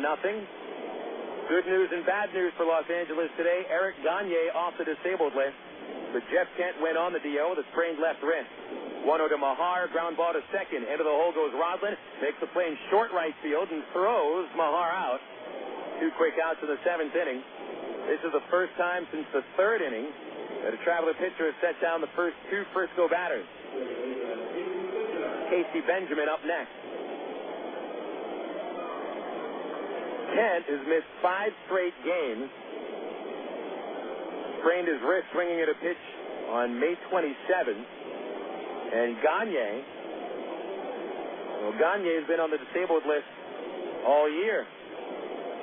Pitch on the way, and Benjamin with a soft fly into center. Base hit, number 5 for Benjamin. Just over the outstretched left arm of Brandon Wood, who was about 2 feet away from that ball. Casey Benjamin is 5 for 5 with a 2-run homer, a 2-run double, and 3 singles.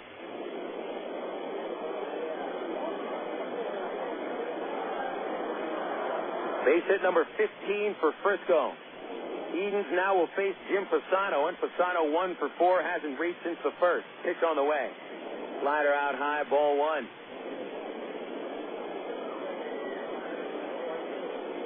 Edens has surrendered 5 hits, but no runs in 2 2/3. Nobody warming in the Traveler bullpen. We saw Pullen throwing in the 6th inning, but Edens got through it, and Pullen's on the bench at the moment. Here's a 1-0 to Fasano. A fastball at the knees, low on the outside corner. 1 ball, 1 strike. Frisco by 5, 11-6 in the 7th. Paid crowd of over 3,100, most of them gone. 1-1 to Fasano. Low, ball 2. Might have 1,000 left in the ballpark. There were some people that left when Frisco rallied for 9 runs in the first.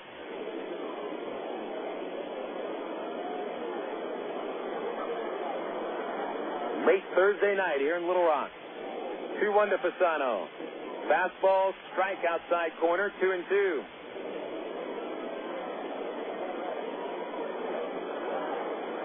It's going to be a long day tomorrow as well, and we're not going to start the game till close to 8 o'clock with midget wrestling. Midget wrestling's always a long day. Pullen warming up again to the pen. 2-2 pitch. Fasano is swinging a slicing fly ball down the left field line. Aaron Peel can't get there. Past his glove, it's a fair ball. Got to the warning track, Benjamin around third, and he scores to make it 12-6. And Fasano standing at second with an RBI double. That's the second time that Peel has just been that close to making a catch in the left field corner. The last time it happened, it was a 2-run double by Casey Benjamin. But Frisco's lead is 12-6 over the Travelers.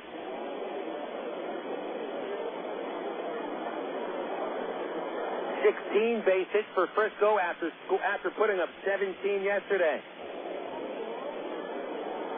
Now Nate Gold will stand in, 1 for 4.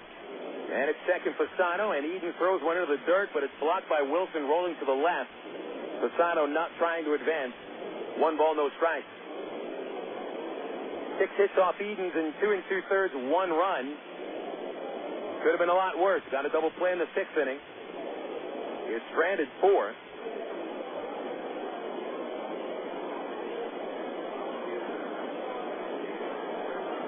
One-0 pitch to Nate Gold. A big righty lays off outside, ball 2.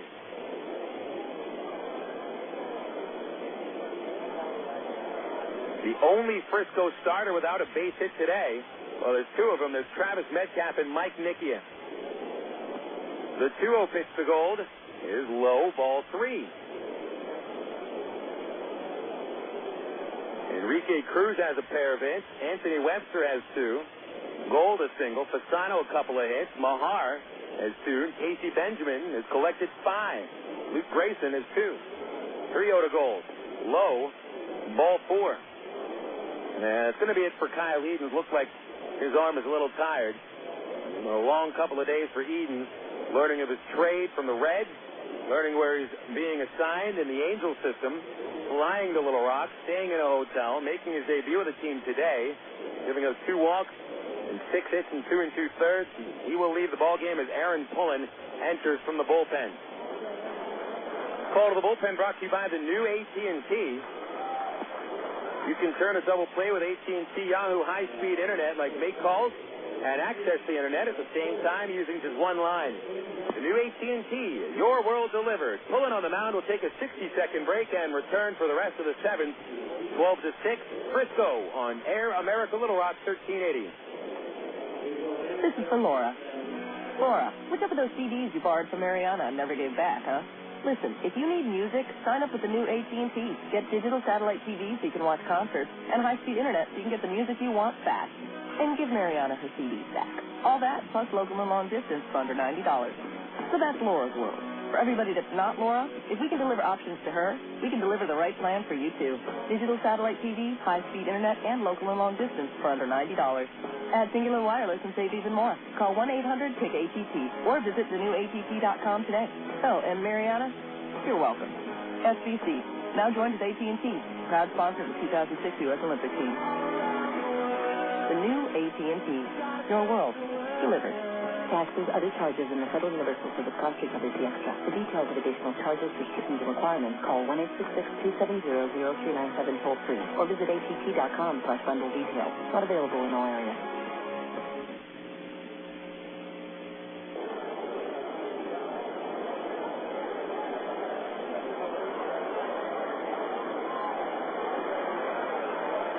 Back to Ray Winder after the pitching change. Call to the bullpen brought to you by the new AT&T, provider of free wireless internet at Ray Winder Field, AT&T Wi-Fi.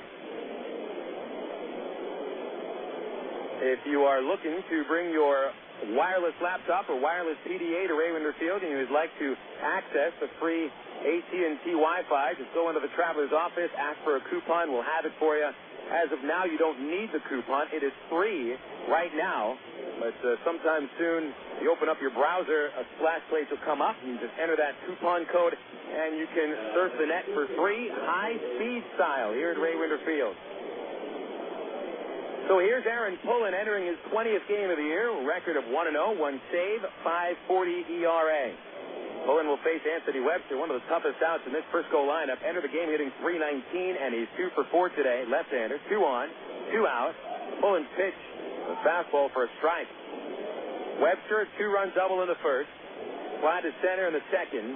Singled in the fourth, bounced into a double play in the sixth. At second base, Fasano, he had an RBI double this inning. Nate Gold at first. Pullen sets and checks on Fasano, kicks and comes home. Webster hits it foul outside first on the ground, strike 2. Frisco 12, Arkansas 6. The season-high run total against the Travs is 15 back on May 8th here in Little Rock against Corpus Christi. And that is within reach. 0-2 the count. Pullen has struck out 17 in 30 innings. Pitch. Change up high, ball 1.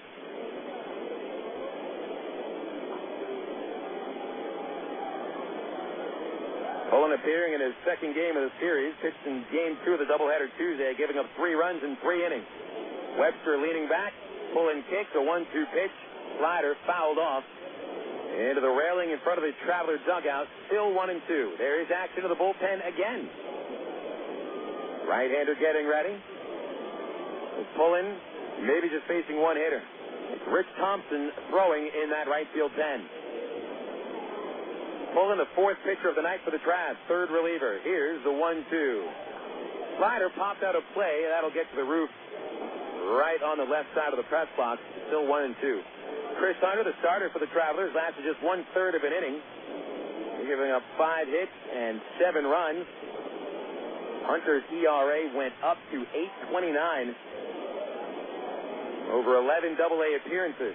Miguel González allowed 2 hits and 4 runs in 3 2/3. Edens, 1 run as of now, 6 hits, 2 2/3. Webster grounded to second. It's bobbled by Roslin, couldn't recover, and everybody's safe. E4, that's the second Traveler error of this ball game. And that loads the bases for Travis Metcalf with 2 outs.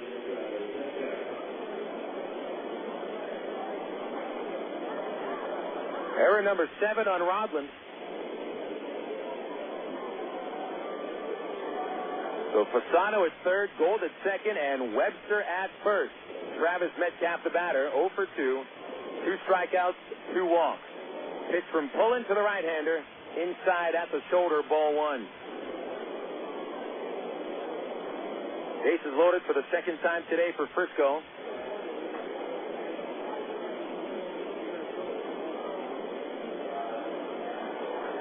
Here's the 1-0. Metcalf will look at a strike. A Pullen slider bending to the knees. 1-1. Metcalf is 0 for 1 with the bases loaded this year, but 2 RBIs. Fly ball does nothing here. 1-1 pitch on the way. Into the dirt, bounces off to the left, but the runners will hold. Wilson got a piece of that one, and it rolled about 5 to 7 feet away. 2 balls, 1 strike.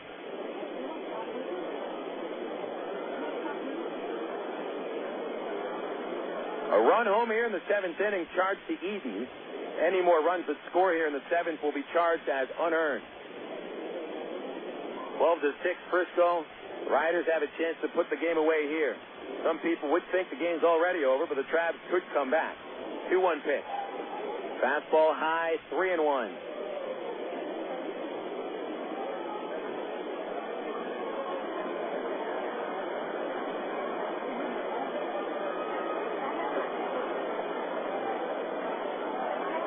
Bases loaded, a 3-1 pitch. Here it is. Metcalf takes a strike with a check swing.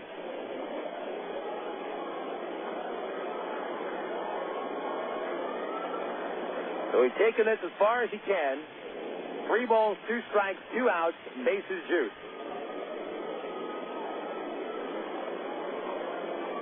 Olin looking over the left shoulder for the sign. Wilson flashes it out, the target at the knees. Here's the payoff. Swing and a miss. He struck him out with a fastball, and 1 run will score in the 7th inning on 2 base hits, 1 error, and 3 men stranded. Frisco leads 12-6. We'll stretch them at Ray Winder Field on Air America Little Rock 1380.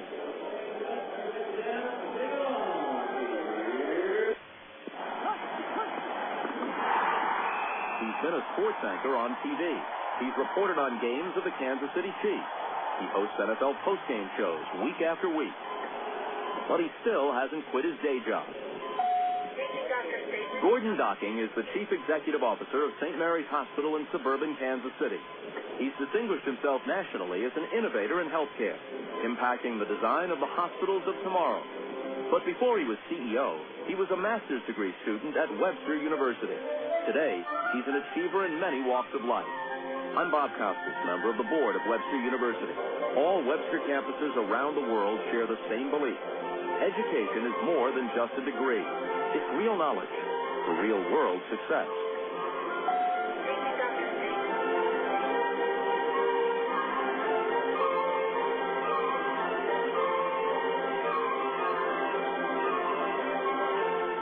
Here's the wind-up hitting on the way, and you can catch the Travs online at www.travs.com. The Arkansas Travelers have one of minor league baseball's most user-friendly websites with easy access to Travs game stories, up-to-date stats, and Texas League standings. You'll be informed about the Travs online at Travs.com. Purchase tickets, Travs souvenirs, listen to the game. Hey, if you could buy hot dogs and popcorn on the website, it'd be like coming to the old ballpark. See us online, www.Travs.com. You're listening to Arkansas Travelers Baseball.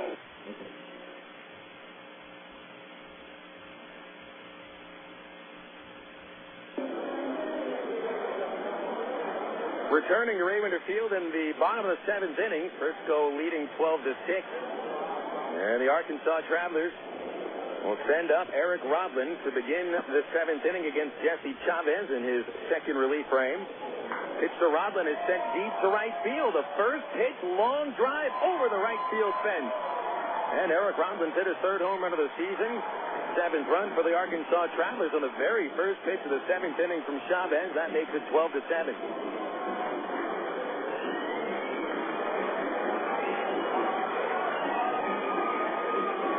Rodlin touches the plate, driving himself home. 22nd RBI for Eric.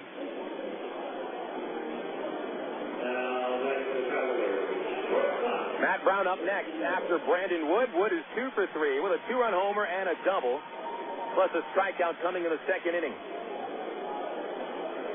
Here's a pitch to Wood, and it is right down the middle for strike 1. It's the 2nd straight game the Travs have hit 3 homers.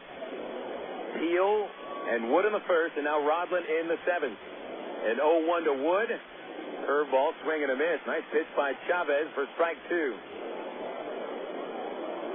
So that's the first Traveler run since the 1st inning. Chavez 0-2 to Wood. Slider low, 1 ball, 2 strikes. Matt Brown on deck, then Bobby Wilson. Travs have scored 4 of their 7 runs on the long ball. Here's the 1-2. A high fastball to even it at 2 balls and 2 strikes. Champs and finals across the Texas League as the 2-2 comes from Chavez. And Wood swings and misses on a slider. 2nd strikeout of Brandon for the night. 1 away in the 7th to bring up Matt Brown. We do have one final. It is out of San Antonio. The Drillers beat San Antonio 3-1. Chris Iannetta hit a pair of home runs for the Drillers. Juan Murillo picked up his 5th win against 2 losses. Nate Mateo took the loss. He's 2-5. Manuel Corpus saved his 15th. Matt Brown is 1 for 3 with a double. Chavez goes to the curve inside ball 1. Tulsa pulls to within a half game of Springfield, and the Cardinals trailing Midland 4-0 in the 9th. 1-0 to Brown. Curveball in there. Strike 1. A big hook. Brown a double in the 1st, a ground out and a foul out since. Wilson on deck, and Bobby 2 for 3. 1-1 pitch from Chavez to Brown. Swing and a bouncing ball past Ty Boykin outside third, foul. Strike 2. Ryan Snyder's hit a pair of home runs for Midland, doubling his season total. 4-0 Rockhound. Corpus Christi is beating up on Wichita 11-0 in the 7th. A 1-2 to Brown. Fastball outside. Now, Fox Sports Kansas City, or the Royals Television Network, is broadcasting that Wichita game against Corpus Christi to their fans in Kansas City. 2-2 to Brown in the dirt, 3-2. I think they were doing that because, we all know about the talent level in Wichita. They've got a boatload of offensive talent. And I think that, let's be honest, Royals fans are not the most optimistic fans these days, with losing seasons, I think, in 14 of the last 15 years. So the Royals TV network trying to showcase some of the best talent in their system at Double-A. And the Wranglers go out and they're losing by 11 runs, and Wichita's only collected 3 hits instead of it being a showcase for the Royals prospects. That ball game's turning into a showcase for the Astros prospects. And I'm sure the Royals fans are very fired up about the future of the Houston Astros. Here's a 3-2 to Matt Brown. Fastball low, he walks.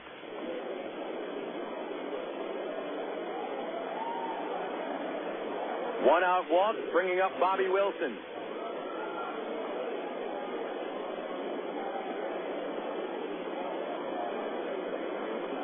Wilson 2 for 3. RBI double in the first. Bloop single in the third. Only time he's been out, a foul out in the 5th. Frisco by 5, 12-7. Chavez in his second inning of relief gave up a homer to Rodland on the first pitch.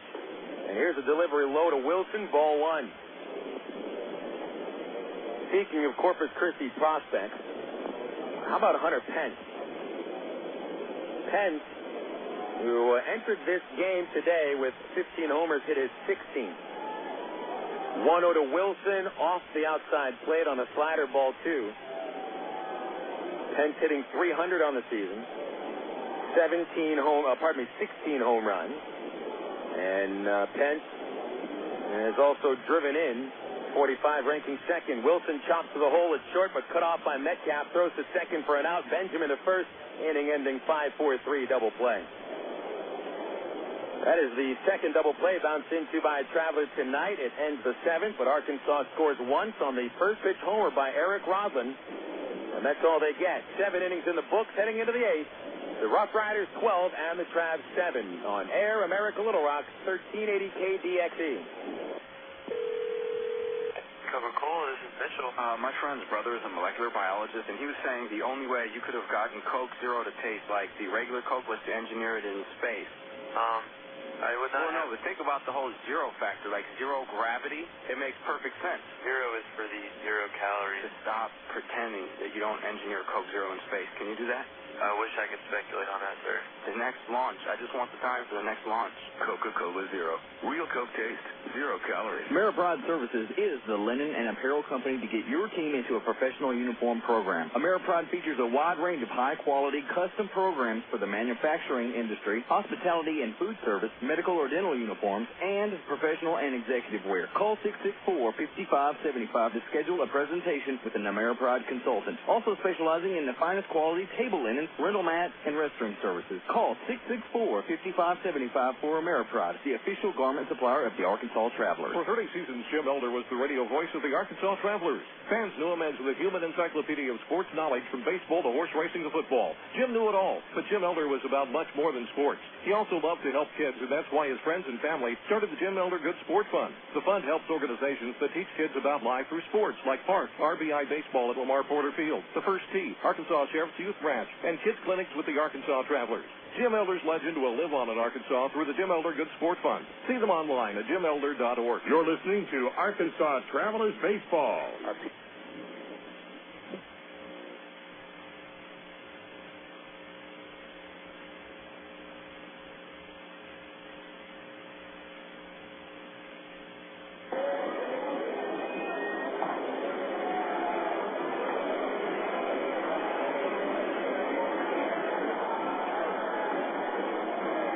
Top of the 8th inning, Travelers down by 5 runs. Aaron Pullen will return for the second inning of relief.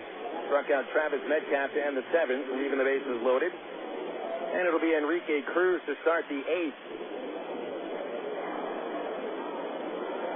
Cruz 2 for 4, and 2-run double in the first inning, part of that 9-run frame by Frisco.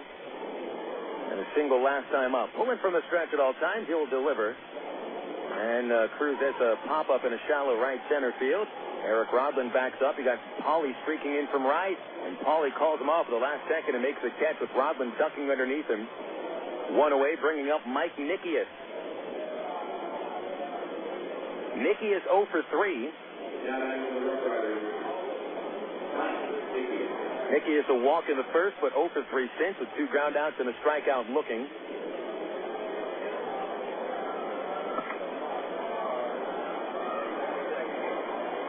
Action in the Frisco bullpen, a left-hander getting ready. Here's a pitch from Pullen, and it's into the dirt, ball 1.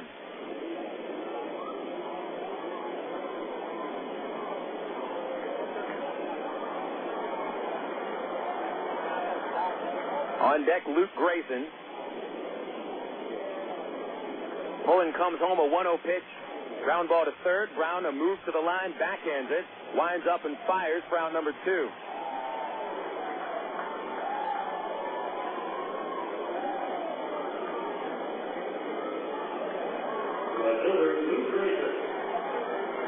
Grayson 2 for 3. Hits back to the mound of the 7th inning against Kyle Edens, who was charged with just 1 run in 2 2/3 innings.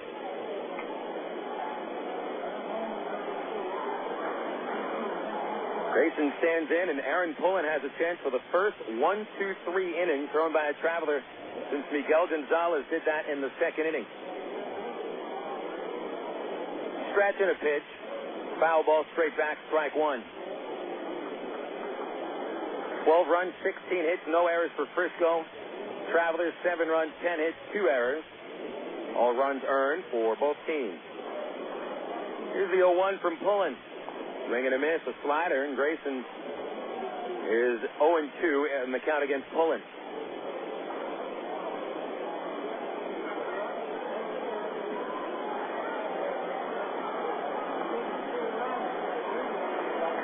Pullen set. Kicks and deals. Slider low, and Grayson laid off.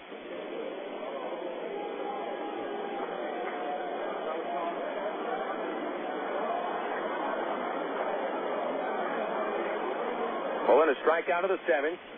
The 1-2 pitch struck him out swinging on a slider, and down go the RoughRiders 1-2-3. That's just the second perfect inning thrown by a Traveler pitcher tonight. Frisco still leading by 5, 12-7. We go to the bottom of the 8th on Air America Little Rock, 1380 KTXE. Emergency hotline, can I help you? Yes, I need help. All right, sir, what's the problem? I can't taste my beer. I feel it in my mouth, but there's no taste. Okay, sir, this is what I want you to do. Put the bottle down and step away from the beer. Okay. Walk straight to the corner store and pick up a 6-pack of Miller Lite. Okay. Don't worry, it's going to be all right. Next time, try the light beer that actually tastes like beer. Great tasting, less filling Miller Lite. Miller can call. Miller Brewing Company, Milwaukee, Wisconsin. AgPro knows you're patient. You've had your eye on a certain green and yellow tractor for some time now. But here's a thought. Visit your local John Deere dealer for an innocent test drive. Sit in that yellow seat and feel that rugged quality. Then run the numbers. You may find you've underrated the value of a John Deere and overrated the value of patience. After all, nothing runs like a Deere.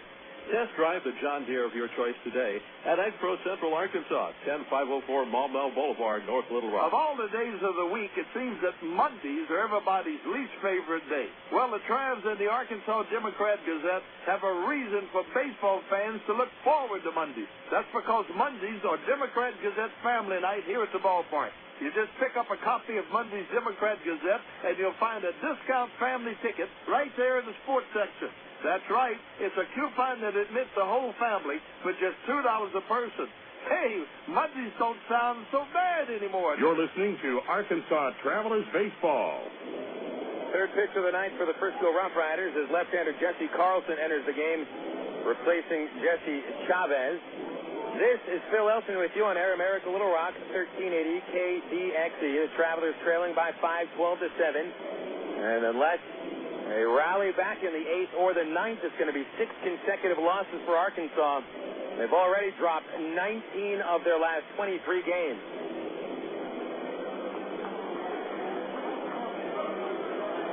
Travs at home are 5-19 and have the worst record at AA baseball at 17-35. Looking back into the month of April, nothing really gave you the idea that the Travs would have such an awful month of May and then here in the first day of June. Arkansas was 9-15 in April, which wasn't even the worst record in the league. Wichita was 2.5 games worse than the Travs. But Arkansas has the worst record in the league in the month of May by at least 4 losses. Here we go to Jason Espito leading off the 8th versus Jesse Carlson. He'll be the first left-hander the Travelers face today. And Espito a lefty. Pitch on the way, and he'll swing and miss at a sinking fastball, 0-1. Carlson, standing 6'1", weighs 160 from Kensington, Connecticut. 0-1 to Espito. Swing and a miss on an off-speed pitch. Strike 2. Espito 0 for 2. Hit by a pitch in the first. Scored. Fielder's choice and a strikeout since. Carlson, 20th game he's appeared in. 2-1 record, 3.45 ERA. 0-2 curve. Espito pokes the first on the ground. Played by Gold. He'll flip to the pitcher. And Carlson beats Espito to the base for out number 1.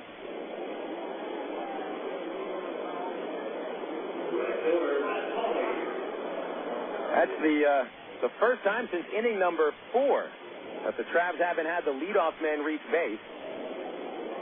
In fact, the Travs have had the leadoff man reach in 5 of 7 innings, but not here in the 8th. Matt Pauley stands in. He's been on base 3 times. A double to right and a run scored in the first inning. Walked in the 3rd and single to begin the 6th. Lefty to lefty. The first pitch chopped to second base. Benjamin charges it. Fields pretty close to first and flips for out number 2. 2 quick outs to bring up Greg Porter.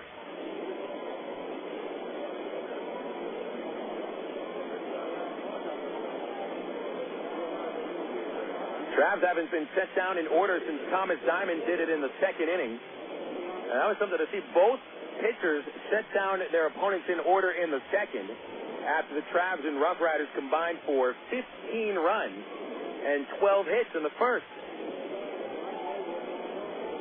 So he followed up a gargantuan first inning with an anemic 2nd. Pitch on the way to Greg Porter, and it is a slider on the outside corner, strike 1. Porter 1 for 3 with a 2-run single in the 1st. So will play in the 3rd, ground out in inning number 6. We're in the 8th now, no one on for Porter, 2 outs. The 0-1 from Carlson, swing and a miss. Another breaking ball, strike 2. Carlson, herky-jerky, looks to be very tough on left-handers. And here's the 0-2. Fastball down and in, ball 1. Carlson throws across his body with a lot of breaking pitches. Well, lefty is hitting 254 against him. Righty's at 236. 1-2 pitch. Outside to Porter, 2 balls, 2 strikes. Travelers have 4 outs to work with. Otherwise, it's 6 straight losses.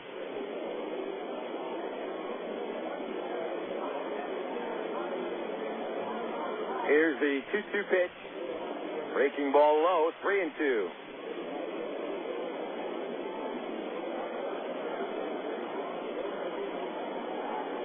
We just pointed out that Jesse Carlson has the dirtiest hat in the Texas League.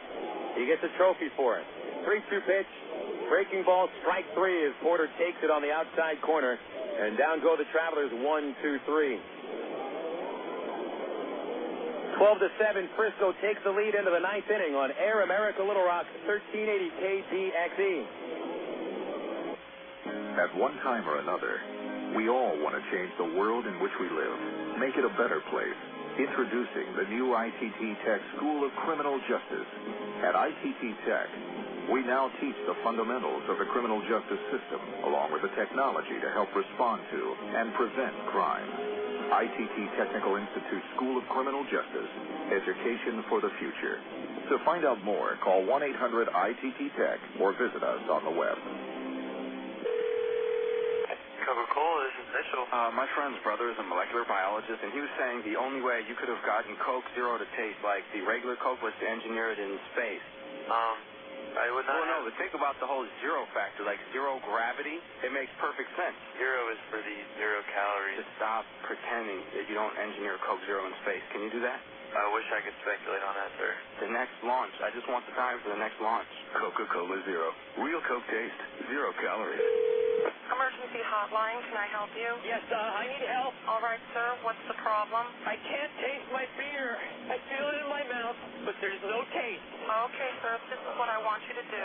Put the bottle down and step away from the beer. Okay. Walk straight to the corner store and pick up a 6-pack of Miller Lite. Okay. Don't worry, it's going to be all right. Next time, try the light beer that actually tastes like beer. Great tasting, less filling Miller Lite. Miller. Good call. Miller Brewing Company, Milwaukee, Wisconsin. You're listening to Arkansas Travelers Baseball. Go.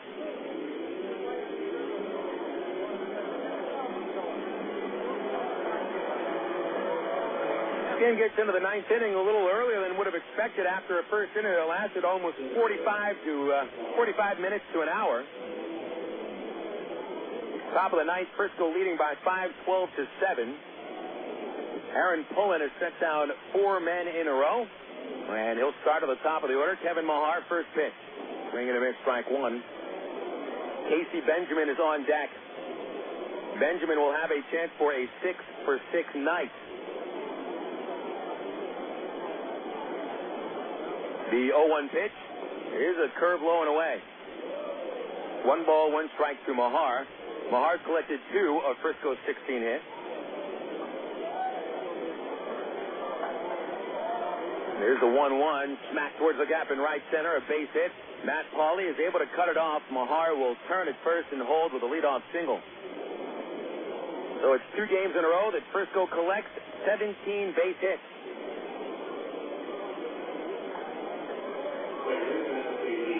Here's Casey Benjamin.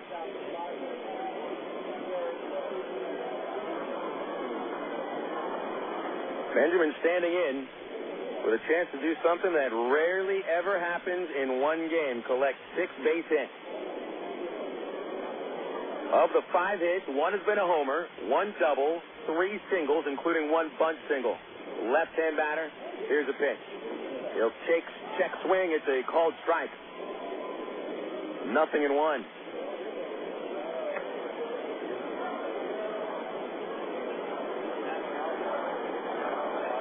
The 0-1 pitch. Swinging a ground ball to first. That won't do it. Backhand by Porter. Throws to second base. And just in time to get the force out of Mahar. 3-6. And so Benjamin fails to get that 6th hit. Which is what? 5 for 6 ain't too bad.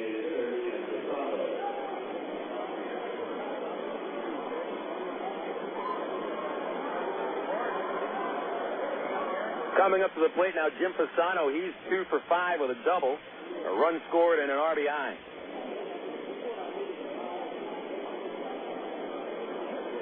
Pullen throws home, and Fasano takes a fastball over the outside corner. Strike 1.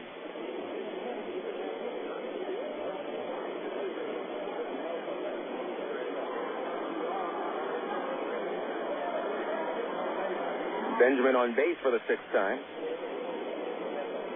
The 0-1 pitch is low. 1 ball, 1 strike. Pullen allowing just 1 hit against the first 6 batters he's faced. Actually 7-hitter. Into the stretch, the right-hander's 1-1. Fasano takes a strike. Fastball over the outside corner, and he walks away from the plate.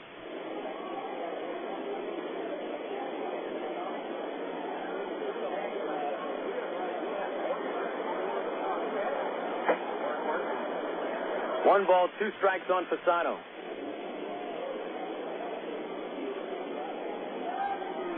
1-2 pitch. Pop up, shallow right center. Pauley drifting over, but Bacon's going to call it, and he makes the catch.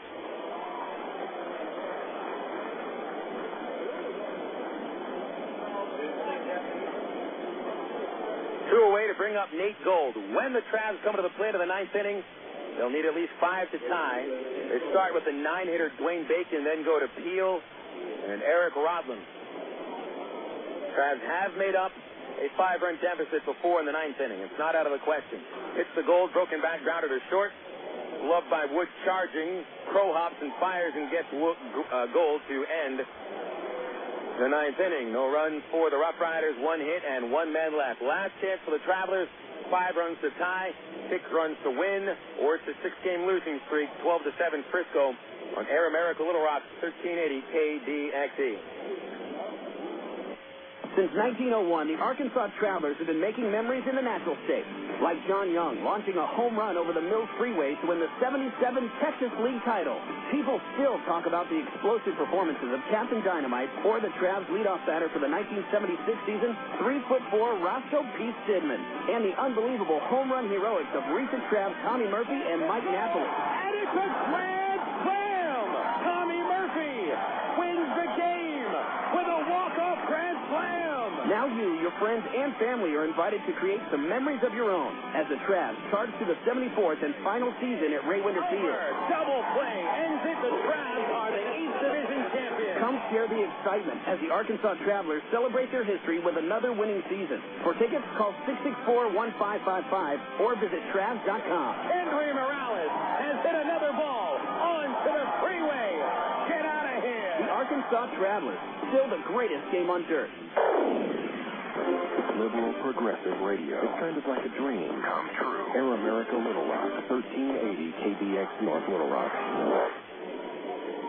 Stand by, ready, set, go.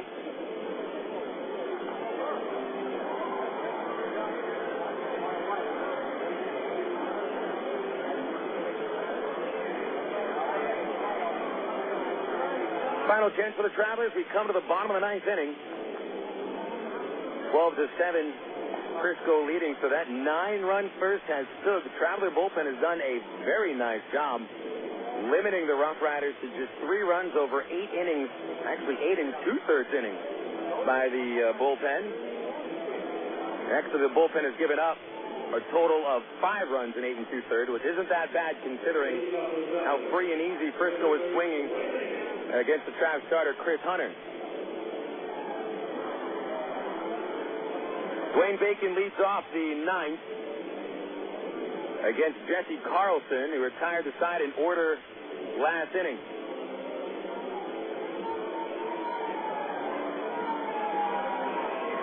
Bacon 0 for 3.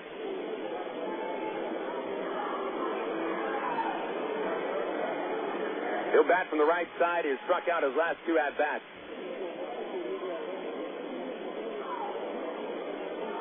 Be from the windup, and Carlson comes home. Bacon foul tips it. Strike 1.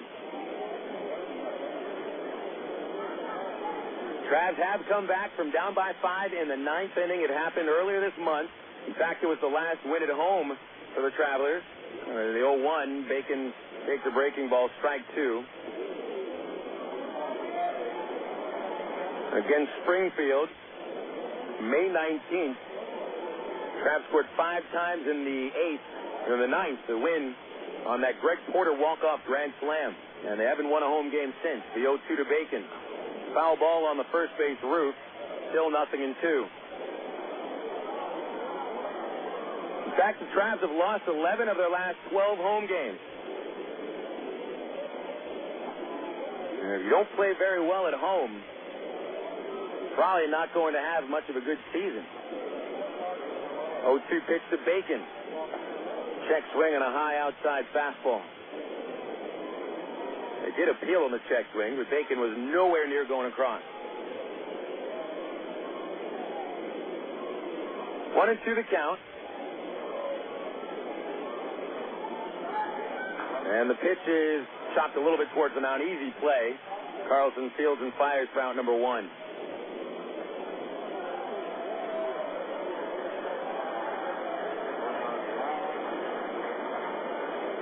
Aaron Peel coming up next. Travs are down to their final 2 outs. With Midland coming in tomorrow, and the Rockhounds smacked the ball quite hard in the last 2 games last week, at Citibank Ballpark to the tune of 34 hits in those final two games. Jesse Smith is going to have to be up for the task tomorrow. Here's a pitch to Peel. Swing and a fly ball shallow right. Benjamin backs up from second base while Webster comes in. Webster makes the call on the catch, and that's out number 2. Peel will finish the game 1 for 4 with a first-inning leadoff homer. And here's Eric Rodlin, who homered to right his last time up. He's 1 for 3. 12-7 Frisco. And they're about to finish off a full first-half sweep of the Travelers in 7 games. Carlson steps back and deals to Rodland, and the fellow lefty takes high, ball 1. We'll have all the scores from the Texas and Major Leagues during the Allstate Insurance postgame report immediately following this one. The 1-0 pitch to Rodland is a fastball for strike 1 on the inside corner. 1 ball, 1 strike to Rodland. Carlson deals, and Rodland foul tips, but it's held on by Mike Nickeas, strike 2. The winning pitcher today will be Thomas Diamond. Chris Hunter will take the loss. No save. 1-2 to Rodland. Breaking ball just missed a little inside.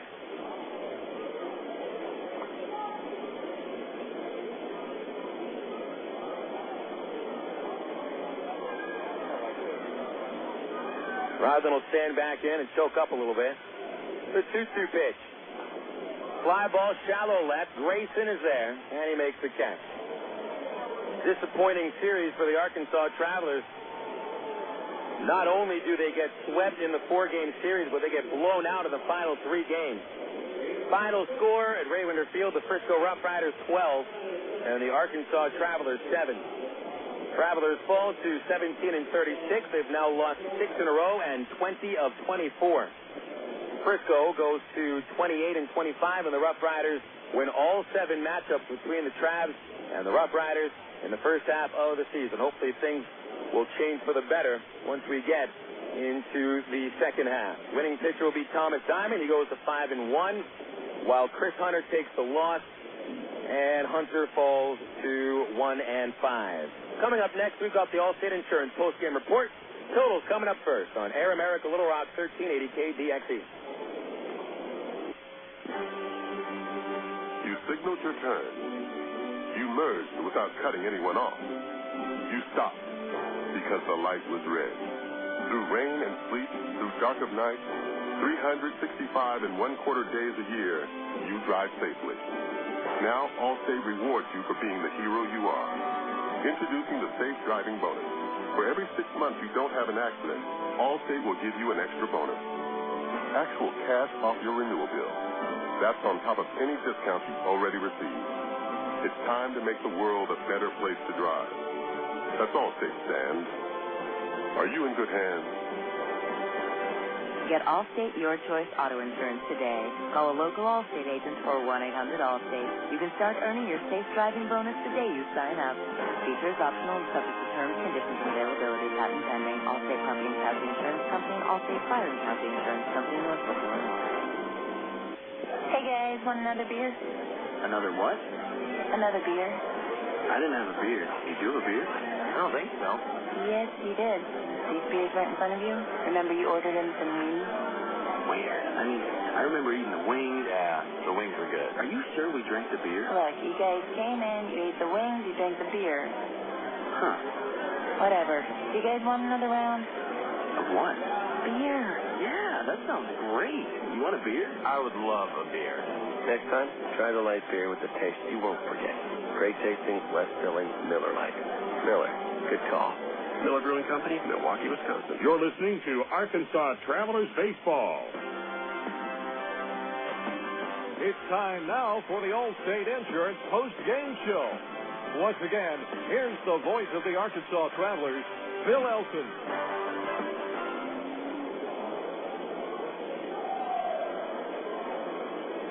Travs fall to the Frisco RoughRiders for the 7th time in 7 games here in the 2006 season. Final score is Frisco 12 and Arkansas 7. Bill Elson with you for the Allstate Insurance postgame report. Here are your unofficial final totals. Frisco scored 12 runs on 17 hits, no errors, and stranded 10. Travelers scored 7 runs on 10 hits, made 2 errors, and stranded 4. Thomas Diamond, the winning pitcher, he's record 5-1. He beats the Travs the second time in 2 chances. Chris Hunter falls to 1-5 with the loss. The game time was 3 hours, 10 minutes, and the paid attendance 3,115. Things got ugly early today as Hunter was only able to retire 1 batter out of 8 men faced. First 3 batters all reached with singles. Kevin Mahar broken bat to right. Casey Benjamin, the first of his 5 hits, a bunt single to third. Jim Fasano loaded the bases with a 2-0 fastball that he lined in his center field. And after Hunter caught Nate Gold looking, Anthony Webster drove a double into right center, scoring 2 runs. A run would then score on a wild pitch by Hunter before he walked Travis Metcalf. And Enrique Cruz poked a double down the left field line, just out of reach of Aaron Peel, scoring both Anthony Webster and Travis Metcalf. Metcalf scoring ahead of a throw that was offline by Brandon Wood. That made it a 6-0 score. Hunter left the game after walking Mike Nickeas, and so out of those 8 men faced, 7 reached. Miguel González entered and walked Luke Grayson before allowing Kevin Mahar to reach first base on a fielder's choice with a force out at second. That scored Nickeas for run number 7 of the inning, and that inning was capped with Benjamin's second hit of the first inning, his second home run of the series, second home run of the year, a 2-run shot, making it 9-0. But the Travs were up to the task, at least for the first inning. The batters came right out swinging against Thomas Diamond. Aaron Peel hit the 3rd pitch of the ballgame from Diamond over the left field fence for his 3rd home run of the year. Then after Eric Rodland walked on 4 pitches, Brandon Wood hit a home run to dead center. 2-run shot on the first pitch. Wood's 10th of the season made it a 9-3 score, but the Travs weren't done yet. Matt Brown doubled to center. Bobby Wilson scored him with a base hit down the third base line to make it 9-4. Jason Espino then hit by a pitch, making it 6 consecutive batters to reach. Matt Pauley made it 7 in a row, although this is where the Travs started to lose some momentum. With Wilson at second and Espino at first, Pauley hit over the head of the right fielder Webster, who played it perfectly off the fence for the 3rd time this series. Wilson got caught at third base with Espino holding at second. Matt Pauley thought he had an easy double, which he did have, but it hit with him and Espino both at second base. Espino forced to run to third. Wilson forced to come home. He was thrown out by the shortstop by about 6 feet, but even though Greg Porter drove 2 runs home with a single up the middle, that pretty much stopped the Travs' momentum. They would rally in the first inning for 6 runs on 6 base hits, but they still trailed 9-6 going into the second inning. We had a perfect inning throws by each pitcher in the second inning, which was saying something considering you had 15 runs and 12 hits in the first inning total. Frisco scored again in the 3rd inning against González, who seemed to tire a little bit, giving up a 2-out single to Luke Grayson, a single by Kevin Mahar moving him to third. Casey Benjamin drove him in with a double just out of Peel's reach from the left field corner. That made it an 11-6 lead, pretty much out of reach for the Travs. They would score just 1 more run. Eric Rodland, a leadoff homer in the 7th off the reliever Jesse Chavez. Meanwhile, Frisco scored their final run against Kyle Eden, who danced around 6 hits and 2 walks, allowing just 1 run in 2 2/3. Eden's allowing Jim Fasano's RBI double in the 7th inning. Frisco would leave the bases loaded. The Travelers wouldn't do much more after that home run by Rodland. In fact, that was the last hit for the Travelers tonight, and Arkansas loses their 6th consecutive game by the final score of 12-7. Frisco gets out of town with a record of 28-25, and the Travelers will take on Midland tomorrow, have fallen to 17-36, the first 6-game losing streak of the season for the Arkansas Travelers. Coming up next on the postgame report, we'll have the scores from the Texas and the Major Leagues and the Southwest Airlines out-of-town scoreboard here on Air America Little Rock, 1380 KDXE. Coca-Cola, this is Mitchell. My friend's brother is a molecular biologist, and he was saying the only way you could have gotten Coke Zero to taste like the regular Coke was to engineer it in space. I would not. Well, no, but think about the whole zero factor, like zero gravity. It makes perfect sense. Zero is for the 0 calories. Just stop pretending that you don't engineer Coke Zero in space. Can you do that? I wish I could speculate on that, sir. The next launch. I just want the time for the next launch. Coca-Cola Zero. Real Coke taste. 0 calories. Your world is suddenly changing for the better because 2 great companies have now joined forces to deliver the world that matters most. Yours. AT&T, with its passion to invent, and SBC, with its drive to deliver, have come together to create the most complete and secure network with voice services, digital satellite TV, high-speed internet, and singular wireless. Learn more at thenewatt.com. Introducing the new AT&T. Your world delivered. You're listening to Arkansas Travelers Baseball. Checking the Southwest Airlines out-of-town scoreboard across the Texas and the major leagues. Bill Ellison with you on the Allstate Insurance post-game report. We've got some final scores across the Texas League today. As the Corpus Christi Hooks shellac Wichita 11-3 on a televised game in Kansas City. Corpus Christi collects 17 hits, including Hunter Pence's league-leading 16th homer. The Hooks' Chance Douglas got his fourth win against one loss. Junior Herndon falling to 4-3. Corpus Christi still in first place in front of Midland by 1.5 games. The Rockhounds beat Springfield 4-1 with Brian Snyder hitting a pair of home runs. Ray Aguilar picked up his fourth win, and Stu Pomerantz lost his second straight after winning 6 in a row. Cardinals are now tied for first with Tulsa as the Drillers beat San Antonio 3-1 at Wolf Stadium tonight. Chris Iannetta, 2 home runs, 8 on the season. Juan Murillo goes to 5-2 with the win. Nate Mateo 2-5 with the loss. Manuel Corpus saved his 15th. And so Springfield ties with Tulsa for first in the North Division. Wichita dropping to 9 games out. Midland still back of Corpus Christi by a game and a half. And Frisco also stays 3 games out of first. In the major leagues on a shortened schedule, Pittsburgh beats Milwaukee with 2 runs in the 9th inning. 4-3, the Bucks win their 4th in a row. They beat former Traveler Derek Turnbow, who falls to 2-2. Jonathan Grabo picked up the win 1-1. Carlos Lee homered for the 18th time. Arizona beats Atlanta 2-1 today. Arizona hadn't scored for 24 innings until scoring twice in the 8th. It was Cruz picking up his 3rd win against 3 losses. Horacio Ramirez 1-1 with the loss.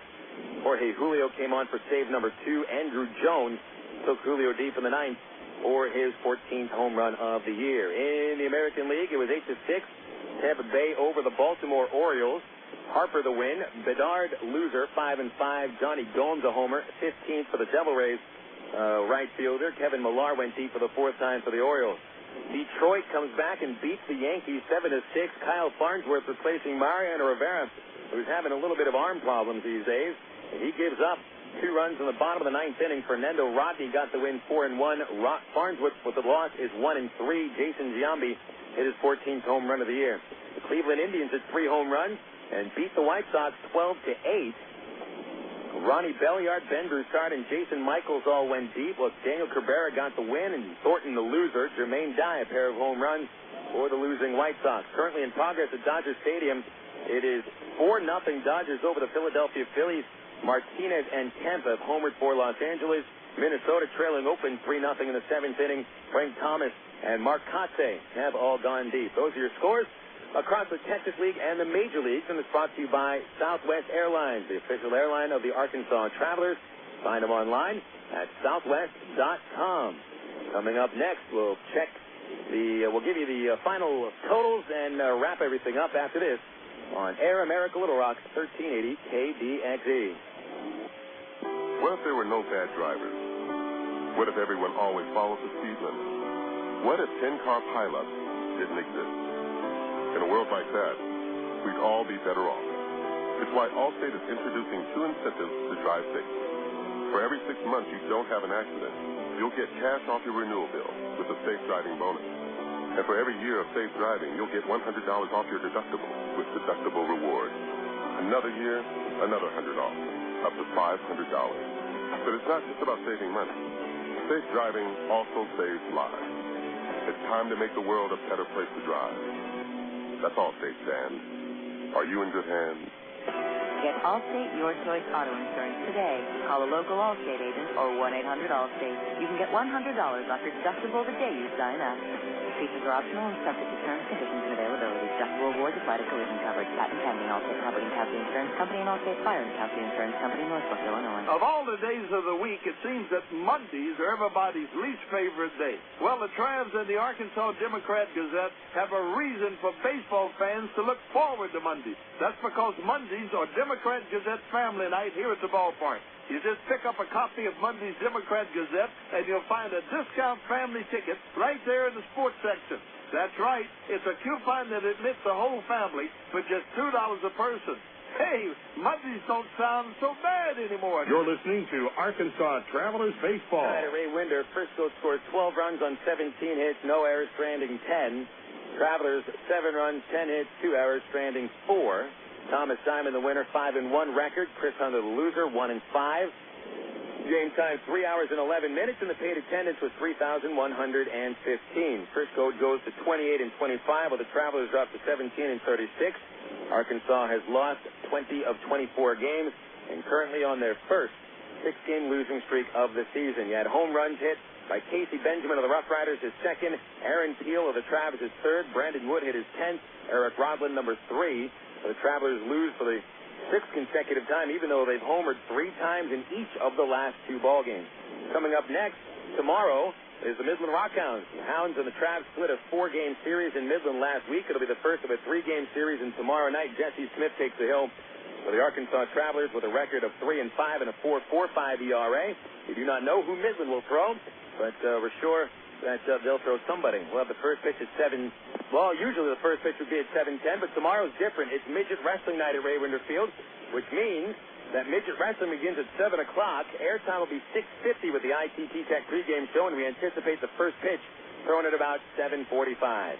We'd like to thank you for tuning in for tonight's baseball broadcast. Casey Benjamin to be the PC Powder player of the game with a 5-for-6 effort, 4 runs batted in, including a home run and 3 runs scored. And again, we'd like to thank you for tuning into this broadcast. Thanks to Arlen Horn and to Chris Alexander back at the studios at KDXE. This is Phil Elson saying so long. And don't forget that it's only a game, folks, even with a 6-game losing streak. Final score, Frisco 12, Arkansas 7. Thanks for tuning in. We'll talk Travelers baseball again tomorrow night.